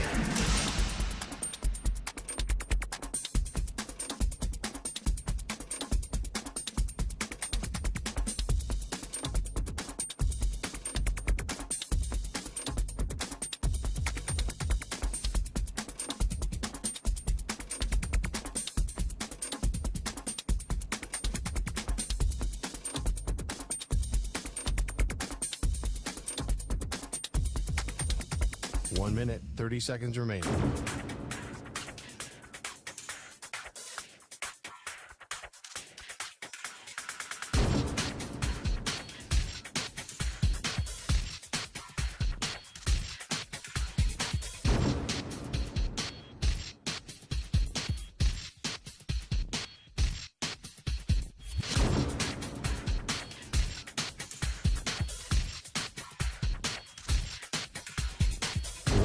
Remaining.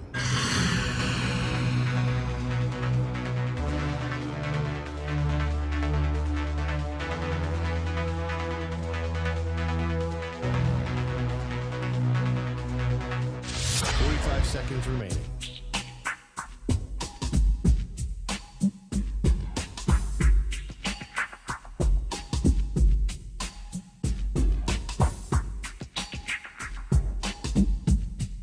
Thirty seconds remaining.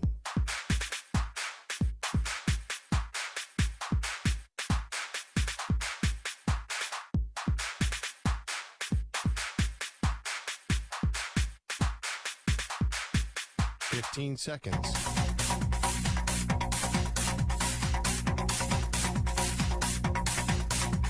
Break ends in 5 seconds.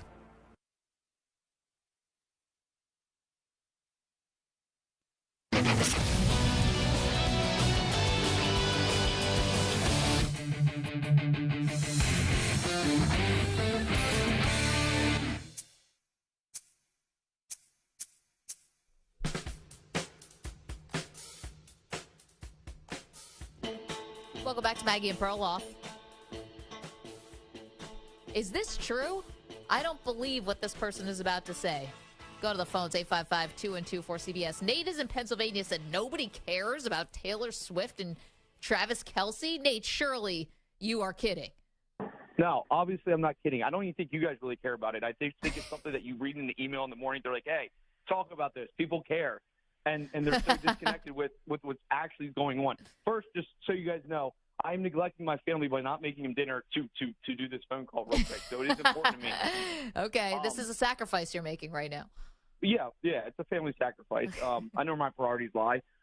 But first, since they didn't let me on earlier, DA show, Trash Tuesday. I'm trashing producers for CBS Sports. I don't know what it is with you guys. If you get some sort of sick pleasure out of putting people on hold, give me the illusion I'm going to be able to go on and talk about this Travis Kelce thing. And then instead of getting to talk about it, I got to listen on hold as you guys go Wait a minute. Nate, hold on. I got to stop you here for a second. First of all, our producers are doing a great job. I'm going to stick up for all of them. Secondly, Samter, I love Samter. Okay. We all love Samter and Stu, but here's the thing. You being on hold is not the producer's fault. That's the host's fault if we leave you guys on hold. But, Nate, this is the first time seeing that you're calling in. Of course we would have gotten to your phone call. We don't want to leave you on hold long. We're trying to get to you as soon as possible. Okay. That hate was not directed towards your show at all. I love the Maggie and Perloff show. This is more so for The Zach Gelb show. I know that right. Ryan Hickey wasn't producing it. He was hosting yesterday. So. Okay, but here's the thing, Nate. Hold on. You can't start name checking people. Everyone, we love Hickey. We love Gelb. They're all awesome. Wait. I just want to hear why do you think Kelsey Swift is not relevant? We're dying to know. Okay, okay, this is what it is. You are CBS Sports, okay? This is supposed to be geared towards sports fan. If you were on Entertainment Tonight, the E! Network, Keeping Up with the Kardashians, that whole lump them together, they care desperately about this stuff. They live for this stuff. Like, I live for touchdowns, but I would guarantee if you watch the Sunday night games, okay, you had somebody watch all the NFL games, and you were to say, rate your top 50 things you took away from watching this week's games, okay? They wouldn't even crack the top 50, but yet – You have headlines like Zach Gelb, Ryan Hickey goes to break, and his big thing going into the break is our biggest takeaway from this week in the NFL. It's not, Miami scoring 70. It's not the, Patriots getting their first win. Yeah. It's about that Taylor Swift went to the Cowboys. Hey, it's it's hyperbole. They're just joking around a little bit, but also it was the biggest takeaway of the weekend. No, Nate, of course we kid, but here's the thing, right?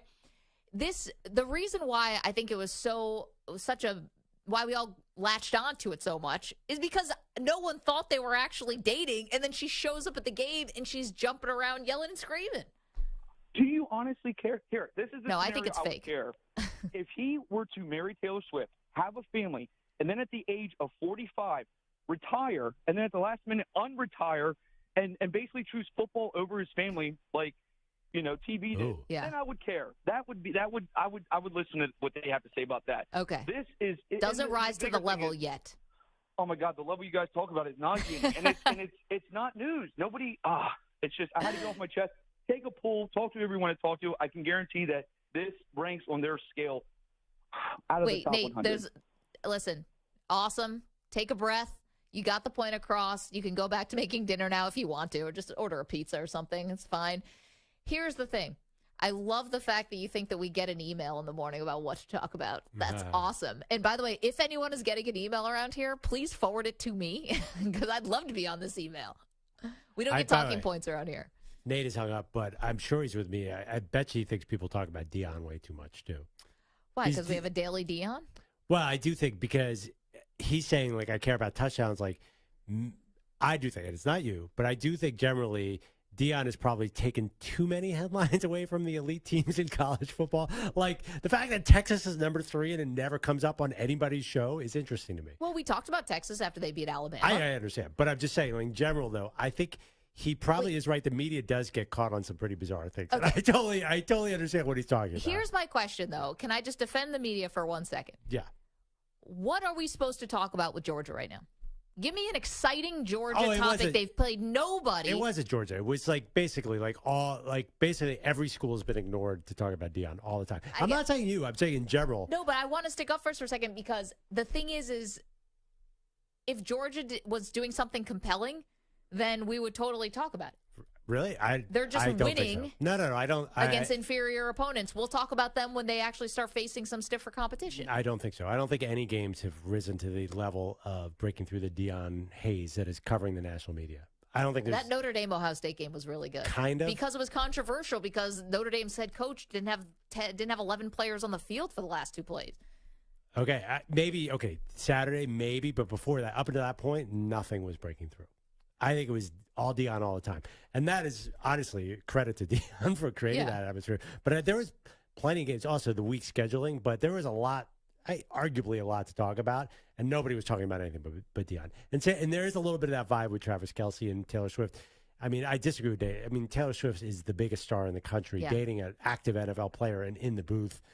Obviously, it's going to get eyeballs. And it was shocking because I don't think anyone – I thought it was in Travis Kelce's mind they were dating. I didn't think they were really dating. Also, his jersey sales up 400% on Fanatics. But I do understand what he's saying. That stuff is trivial. Yeah, of course. But I do think there's Chris Mad Dog Russo's I don't care if she's naked in the booth. I want to talk about football. There is definitely that old school, let's just talk about X's and O's. Well, Bob Cousy's not there. I don't think Mad Dog wants to talk about it. But – that's the other sneaky part. We let you behind the curtain. It's entertainment. This is interesting to some people. Some people, it's not. Yeah, there are definitely. Listen, you want to talk Dolphins offensive line? I'm here all day. I'd say in 3 weeks, the the overdoing of the Travis Kelce Taylor Swift headline is going to drive 50% of the audience, not our audience, 50% of the world just insane. Probably. And that's how we do things. We kind of beat everything that's good into the ground. When I say we, I mean like all Americans. Yeah, I don't think I do. Well, maybe. Let's go to Jay in Alabama. Hey, Jay, what's up, dude? Sounds like we're talking about how the sausage is made again. A little bit. We're talking about making sausage again, but I mean, I agree with the last caller. Like, truthfully, nobody really cares about like if they're dating or not. Yeah. And it is kind of pumped up. But, I mean, it's kind of funny seeing Elle Woods from ESPN. She was, like, going crazy. She was like, this is a cap. It's a stunt. I don't know why. I mean, she was, like, Elle really, Duncan. like, really. Elle Woods is from really Legally aggravated. Blonde. You say what? Elle Duncan is her name. Elle Woods is from Legally Blonde, Jay. Oh, yeah, sorry, Elle Duncan. It's Reese But, Witherspoon's yeah. character in Legally Blonde. Hey, Reese Witherspoon is unforgettably hot, so yeah, that's probably why it came in my head. But as far as like Alabama and Ole Miss this weekend, what everybody's saying, that I was thinking it while the guy tweeted it while the game was going on, and the play call on Lane Kiffin was unusually suspect. I mean, it was like you were running at Alabama's strengths the whole game. Like really, you had the middle of the field. You could have thrown some quick outs or some seam routes. Yeah. Or some big routes. Felt bland. You weren't really utilizing your tight end at all. You kept on running right at the edges where all their speed is at. And what everybody down here is even saying, I was thinking it during the game, and I tweeted it, and to turn on the radio, and people are saying it like, man, they must have offered Lane Kiffin that Alabama job already, and it's doing Kiffin a solid. That's what it looked like. Oh, Jay, thank you so much for the phone call. A little an inside job is what he's alleging. But I kind of agree with what Jay said about Taylor Swift. It is a very low-stakes story, which is a good thing. It's a very light story, which is kind of fun. Like, yes, we're kind of all curious about it, but if they break up tomorrow or even if it goes away tomorrow, it'd be like, it's not that heavy. I don't even think Donna Kelsey is going to care. Yeah, Donna Kelsey won't care at all. By the way, Alabama, there was one of the weirdest plays ever in that game. Did you see when the officials didn't tell Nick Saban what down it was? Yeah, and the announcers thought, I think they just accidentally took a down away because nobody knew what was going on in the red zone. That was weird. So basically, the announcers are like, I think that they jumped to fourth down too quickly because no one knew that they gave them the first down on a little close play. That was a mess. There's a lot of officiating issues this weekend. And I think Jay's right, and people who are watching that game, the play calling on offense, I'm not saying it was suspect, but the play calling was just uninspired, is what I would say. Let's get to our shot of the day. He shoots!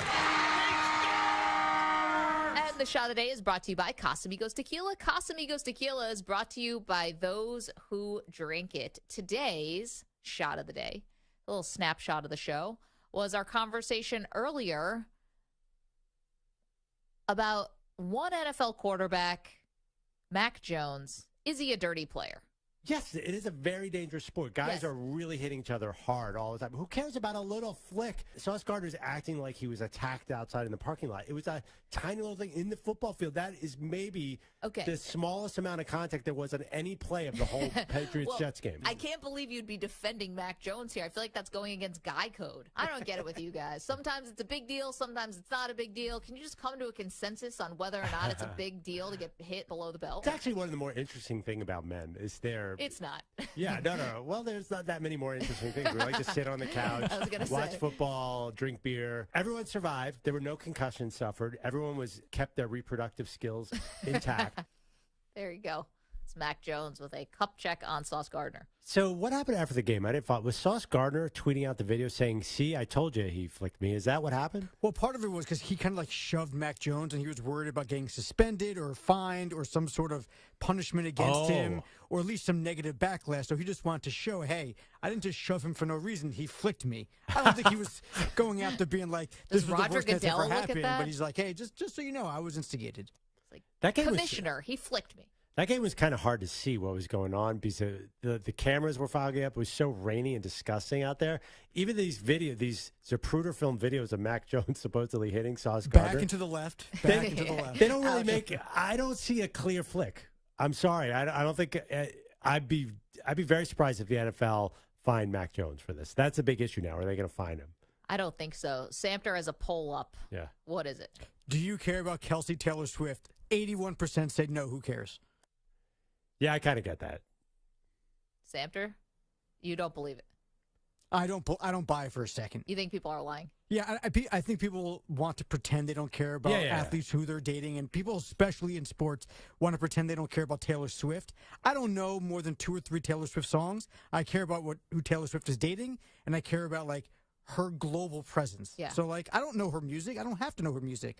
Taylor Swift and Travis Kelce is interesting. I agree. It's like a side story. Is she going to be at the next game? Chiefs at Jets. Boy, this is the real Samter Bowl here. This is the old team you rooted for 40 years of your life and the new team you've rooted for 4 days. Can't wait and have my Mahomes jersey on Yeah. or my Kelce Swift combination jersey on, whatever it's going to be. I'm going to have that wearing.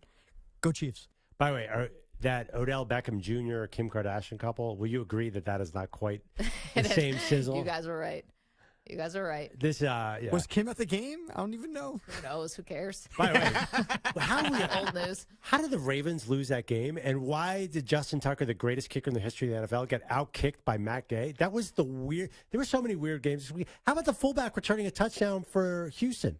That's the craziest play I've ever seen in my life, and we didn't even get to it. There was so much to talk about. CJ Stroud's the real deal. I know. CJ Stroud looks great, and Houston, they won that game. There was no flukes. There was no.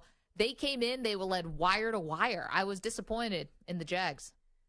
Yeah, I mean, you don't consider a fullback, the up man, returning an 80-yard kickoff return a fluke? Because that's never happened in the history of the NFL. But they won by more than a score. I mean, that wasn't the deciding play. Yeah, I don't know. Divisional they had them the whole opponents, day. Now all of a sudden everyone's talking like the Texans are a real threat to win that division. Slow down. I don't know about that, but I mean, early returns on C.J. Stroud, better than Bryce Young, better than Anthony Richardson so far. Ooh, is he better than Anthony Richardson? I'm not sure he's 100% better than Anthony Richardson. Well, Richardson's already been out, and so is Bryce Young. Okay, we got to go. Thank you, Mike Samter. Thank you to Stu Kovacs. Thank you to the Weedos, Purple Drinkers, the Callers. We'll be back tomorrow with more things not Travis Kelce and Taylor Swift. We promise.